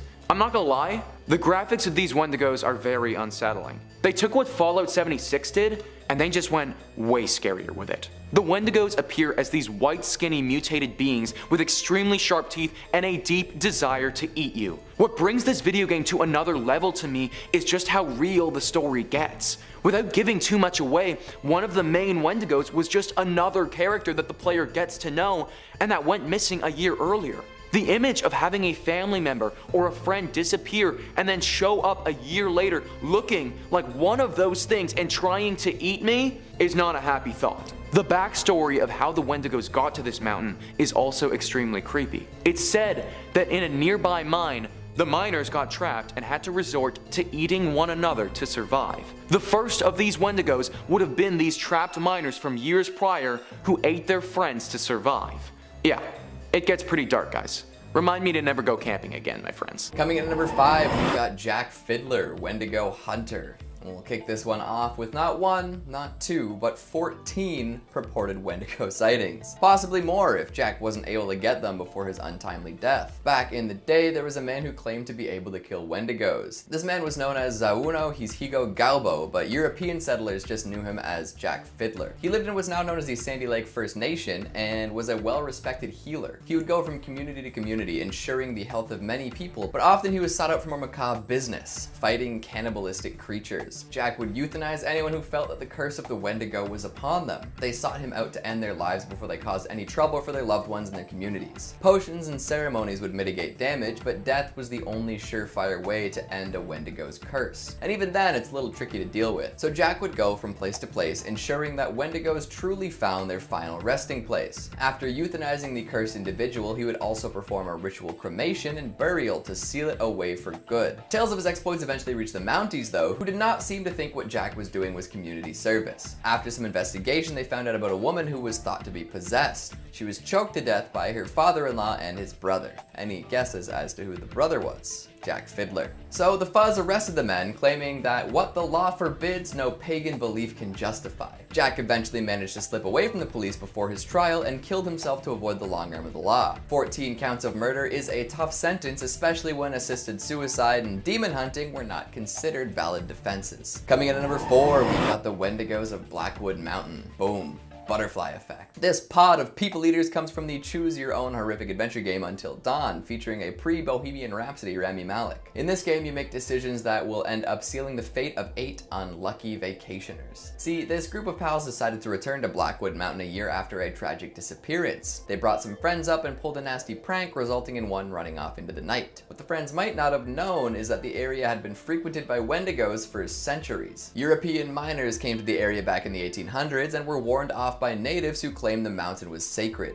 As settlers tend to do, they ignored this advice and started excavating anyways. In doing so, they released the Wendigo spirits. Later on, in the mid-1900s, a group of miners came back for some of those sweet, sweet minerals. They fell victim to some unfortunate accidents though and found themselves trapped in the mine shafts. Forced to cannibalize to survive, the remaining miners became Wendigos. After a powerful Wendigo was killed, its spirit was transferred to the unfortunate friend who ran off into the night. And you guessed it, this unfortunate individual came back with a vengeance. One by one, depending on how you play it, people fall victim to the Wendigo of Blackwood Mountain, sometimes becoming terrible creatures themselves. So next time you're in a survival situation, ask yourself if it's worth eating people and becoming a depraved monster in order to live. I'd take the long nap, to be honest. Coming in at number 3, we've got a deep woods discovery.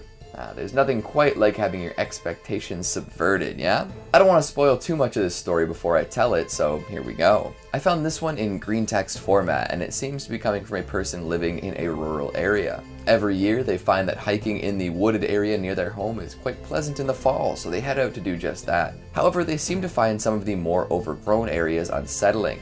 Makes sense, especially if you're far away from society at large. As they explore a little more, they notice something dive into the bushes, giving them a start.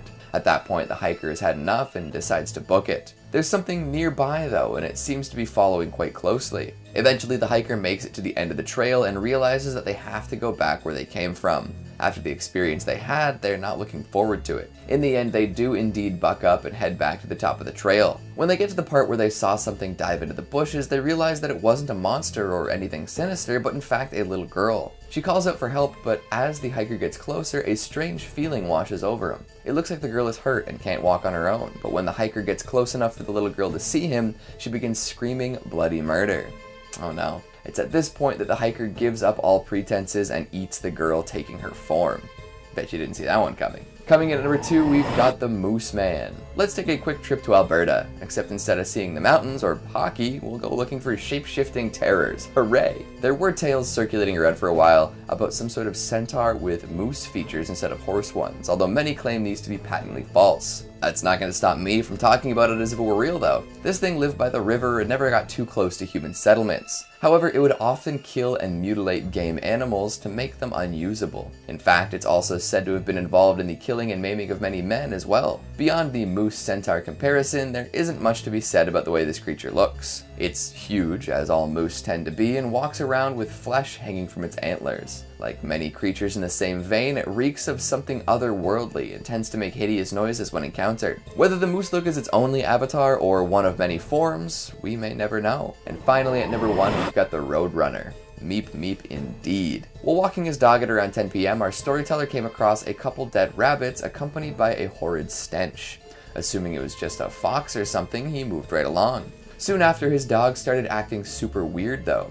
It wouldn't move at all and seemed to be staring at something off in the distance, eyes wide. Then the smell came back. This time he couldn't quite place where it was coming from, but he'd heard enough stories about bad smells and evil vibes in the woods to know to be careful. He took his dog and got off the path, hiding in some tall grass to the side. That's when he saw it. Something almost indescribable. Gray skin, rotten flesh, a horrible, emaciated horse's head, limbs that only seemed to half work. Made him want to run away at full speed immediately, but that was a bad call with it so close by. Sneaking seemed to be the better choice. The man and his dog started creeping away and got about 50 feet. The creature was out of sight now and the man thought he could start running. But apparently the Roadrunner knew exactly where he was trying to sneak away to and was immediately on his tail. Thankfully, the sneaking gave this man and his dog a bit of a head start and they were off to the races. As they ran from this awful beast, the man could hear it breathing. It sounded like an overexcited child, happy to be running in the woods in search of something good. Thankfully, getting back to the jagged gravel path proved to be a challenge for the Roadrunner.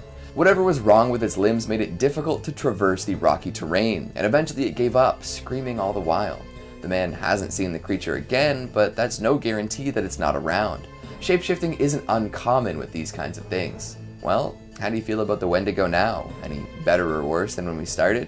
Coming in at number 5, we've got a Nevadan escapade. This story comes from a self-proclaimed survivalist living in Nevada. They open up the tale with a bit of a disclaimer, saying that they never really believed in the paranormal before this happened. In fact, prior to experiencing this, they would have assumed that anything strange going on would likely be the result of government experiments and the like. There was absolutely no way they expected an experience like the one I'm about to summarize. So the survivalist had a couple weeks of vacation saved up and didn't want to let it roll over to the next year. Taking that time off, he didn't really know what to do with himself. After a day of doing nothing, he decided to go camping on his own as none of his friends were able to take any time off. Away he went, packing some basic supplies and grabbing coffee and donuts on the way out. After setting up camp in the middle of nowhere, the survivalist decided to have a little vodka and do some target shooting. Following an encounter with a jackrabbit, he came across a freshly killed coyote. Seeing as hunting coyotes is relatively common practice in Nevada, he didn't think much of it, but he still saw the way the body was left as strange. Weird smell, too. That evening, while scanning through some capped channels on his ham radio, the survivalist came across something odd. Knowing that there was military presence in the area, he wasn't too surprised to hear the sounds of gunfire coming through the speaker. However, these wargame sounds were followed up by what he described as nails on a chalkboard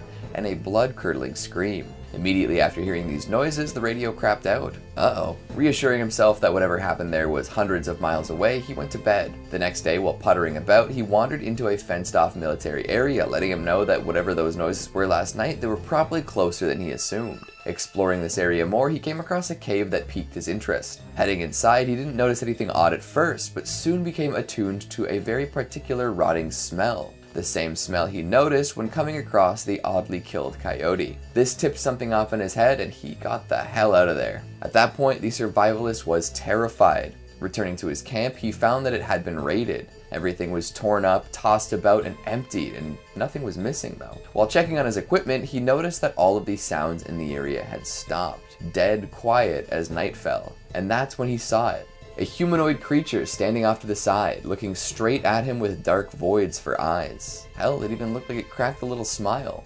The survivalist tried to shoot it, but his bullets didn't seem to do anything but piss it off, making it scream in an ungodly fashion. Seeing that his weapon wasn't doing much, he booked it out of there and found a crevice to hide out in until sunrise. And when the sun rose, he got the hell out of there, ASAP. Coming in at number 4, we've got the Forest Ranger. Being a forest ranger must be fascinating, right? Out in the wilderness all day, every day, minimal human contact, keeping an eye on the local flora and fauna, occasionally taking part in rescues, maybe helping a lost hiker find their way, wearing a cool hat.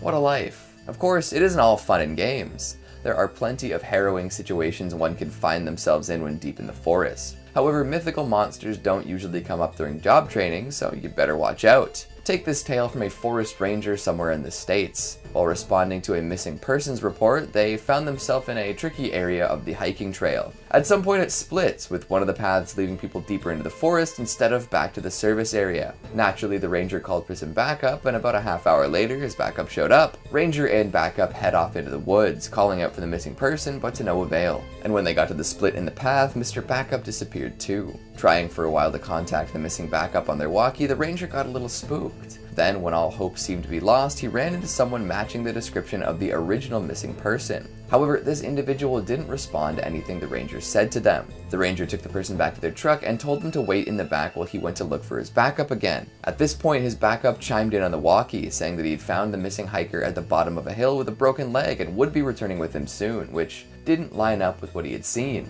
The ranger went back to the truck and saw that it was empty, with the passenger door wide open and the cage inside bent out of shape.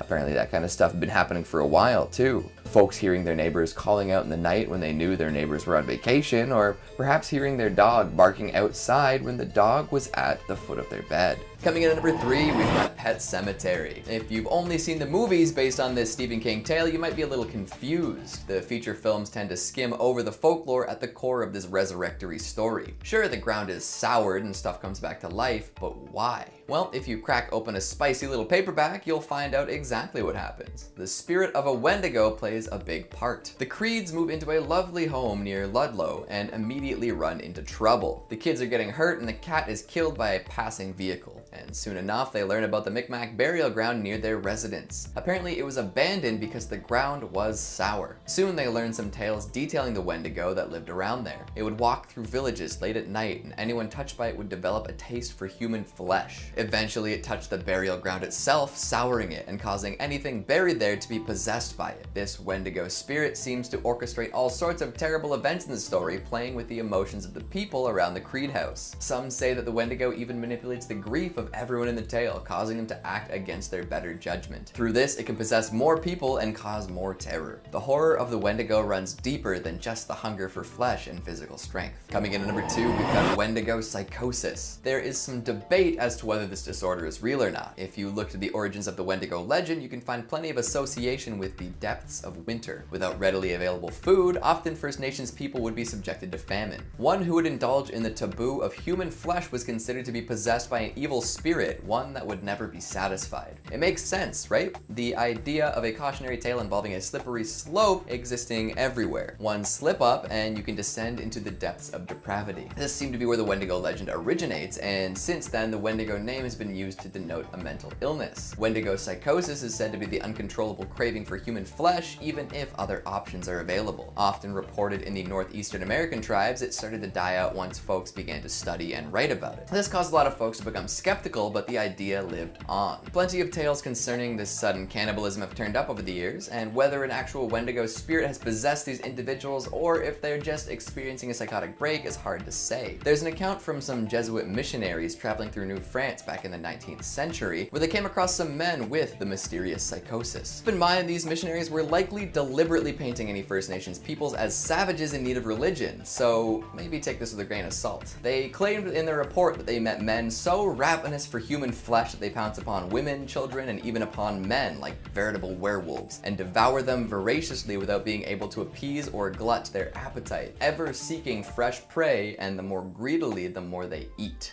I mean, that does sound like a Wendigo, doesn't it? And coming in at number 1, we've got Swift Runner. This is a man who claimed to have been possessed by a Wendigo. It seems that he was generally well liked in his community. A Cree man, he was a tour guide that assisted visitors. In the late 1870s, he and his family moved into the woods. Unseen from the winter of 1878 until the spring of 79, the man came back and claimed that his family succumbed to starvation during the harsh winter. He did not look worse for wear though. Suspicious of the supposedly starving man, folks went to find his campsite, and when they got there, they were horrified to discover human bones, picked clean and hollowed out. There was even a skull with a shoe in it. After this, Swift Runner admitted to cannibalizing his family. Didn't appear to be totally necessary either. There were posts nearby that they could have used to get supplies, and the option to return to the community was still on the table. The answer to whether a Wendigo spirit had actually overtaken him died with him though, as he was hanged for his transgressions. Now, I could go about this by finding alleged sightings and claiming that the government tried to hide them, but I think it will make for a more interesting video if I explore the various meanings and interpretations of the legend, and then bring it back to the government's attempts to hide this information at the end. I've done my best to make sure my research is accurate, but obviously, this is not a story from my culture, and I may get some of the details wrong. So, if you're a member of a tribe whose folklore we're exploring, please feel free to leave corrections or clarifications in the comments below. With that in mind, let's begin our journey. Starting with number 5, the literal legend. The Wendigo story has some variation between tribes, but most of the general details are the same.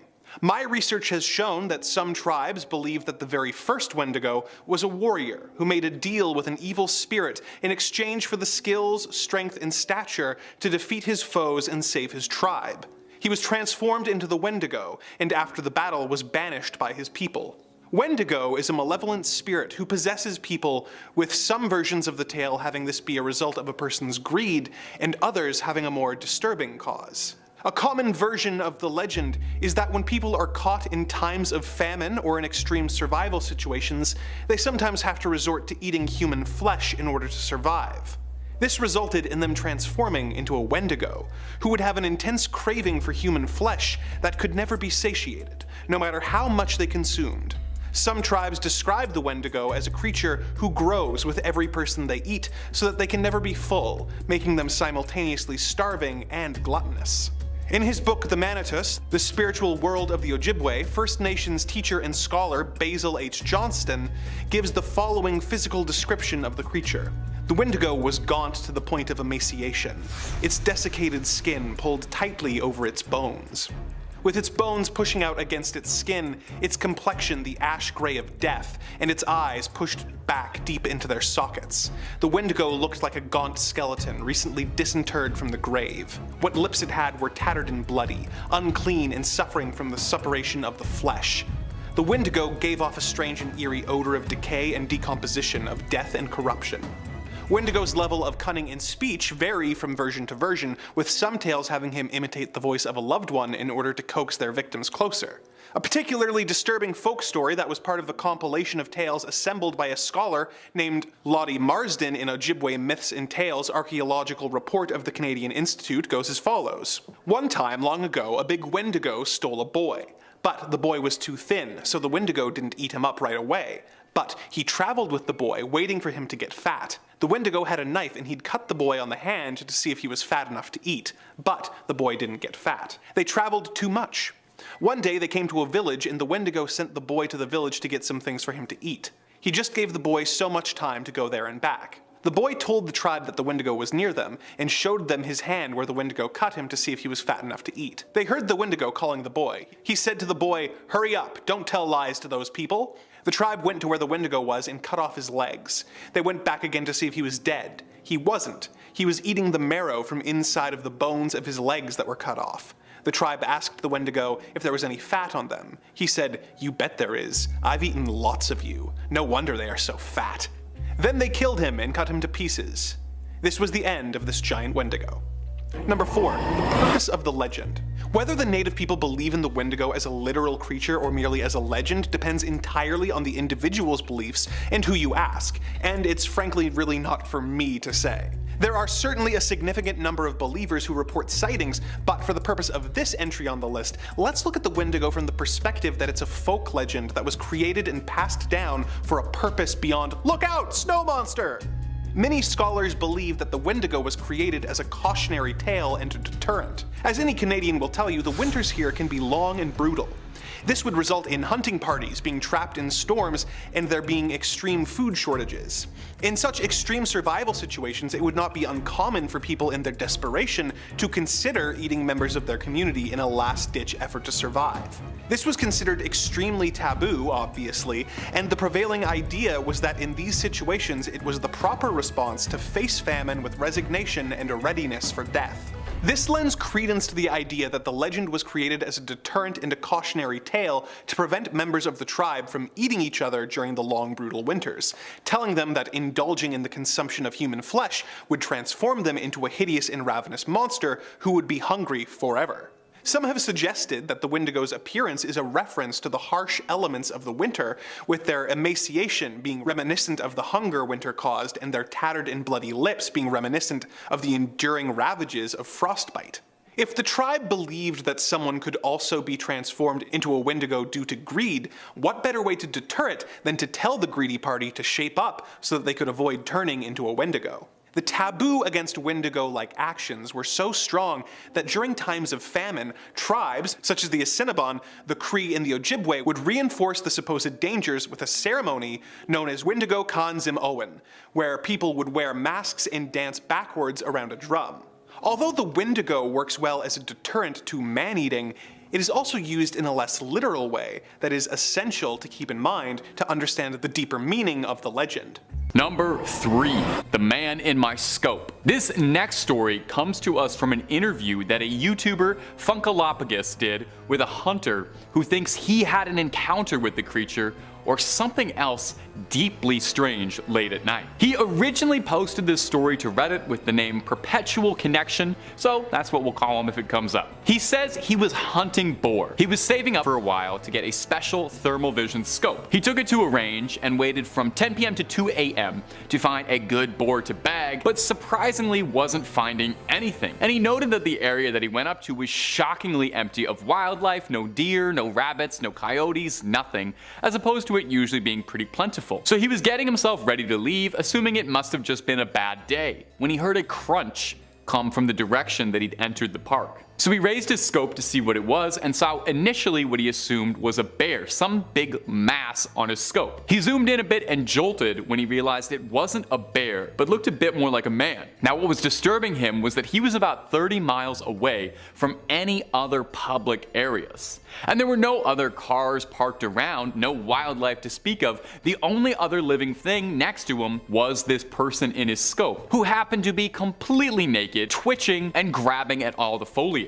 The OP then says that the mysterious figure looked up at him and in an extremely unsettling, high-pitched feminine voice began to call out for help. The hunter believed that he was being trapped and scrambled to escape. He said it didn't sound like this voice should be coming from this entity, and he said that the creature was staring at him with a wide smile and unfurled itself standing on its back legs, standing 6 feet tall or maybe more. He pointed his weapon at the unknown entity and warned for it to stand down, and said that it arched on its fours again and hissed at him like a cat before disappearing into the brush, screeching in wail. The hunter would return to his car and drive off in an absolute panic, I think like most of us would, and he would tell authorities what he saw, but he was only reprimanded for hunting at night. I mean, fair enough. If I reported that story to the sheriff or something, I think I as the sheriff would hear that and just, scratch that off, be like, oh, I'm not messing with that. So what do you think? Did he happen to come across someone in the woods who was just having a wild night on all of the substances, or was that a close encounter with death that he narrowly avoided? Number 2,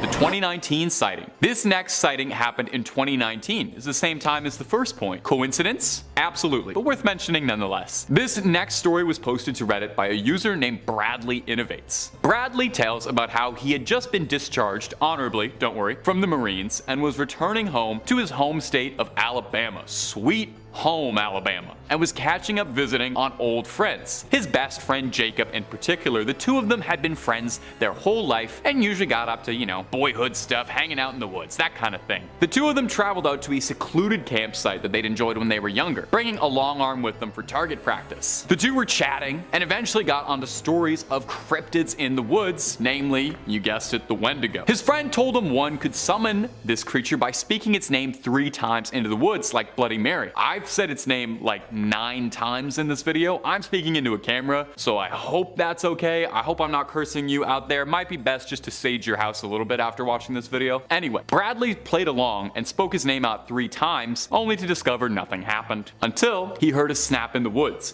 and his reflexes instinctively darted backwards. A few coyotes ran by, and his friend decided that it was enough scares for the woods and started to pack up when a tree began to fall forward towards them. Now, if that wasn't already unnerving, the Redditor said the next thing he heard was the voice of his friend's younger sister calling out to them both, except they didn't bring her along and she wasn't anywhere nearby, and that's when both of them knew they were in far deeper trouble than they thought. They claimed that they saw an emaciated, fleshy monster, deathly thin, with next to no meat on its bones, skin as pale as ash, and a vibrant blue eyes. That actually sounds pretty familiar, to be honest. The men fired at it and ran screaming from the woods towards their car. They escaped, horrified by what they saw, but luckily alive. If this story is true, then that has to be a real-life encounter with the creature. Number 1, Jack Fiddler. There truly aren't many sightings or stories of Wendigos, and indigenous people don't particularly like to share these stories out of their tribes. Despite the popularity on apps like TikTok, it's a pretty niche bit of folklore. Of course, it could also be because there are people out there maintaining the local population. Jack Fiddler, or Zanhano Gahengogawa, was an Ojibwe shaman living in Sandy Lake in the late 1800s, early 1900s. He was renowned among his people for being a hunter of the supernatural, defending his tribe from threats that no one else would be willing. There are many documented cases of indigenous people who, feeling themselves lose control to the appetite or the spirit within them, would request that someone close and trusted would be the one to finish them off. This could be a close friend of the family or a family member. It was an act of mutual trust. Zanhano Gahengogawa claims to have felled 14 Wendigos during his lifetime like this. Of course, not everyone would see it this way. By 1906, word would reach the Royal Canadian Mounted Police, the Mounties, that to them there was this is a quote, a band of pagans in the habit of killing one another whenever one gets delirious through fever or other causes. By 1907, the mounted police had arrested Zanhano Gahengogawa and his brother Pescoquan for the death of Pescoquan's daughter-in-law. Locals in the tribe decried the decision, saying they didn't understand, and that the man they were accusing of being a killer was a quiet, dignified man who lived with a clear conscience. After 15 weeks of imprisonment, Zanhano Gahengogawa would escape from the police escort holding him. When they found him, he was lying on a rock with a sash tied and a knot around his neck. It was his way out of escaping persecution.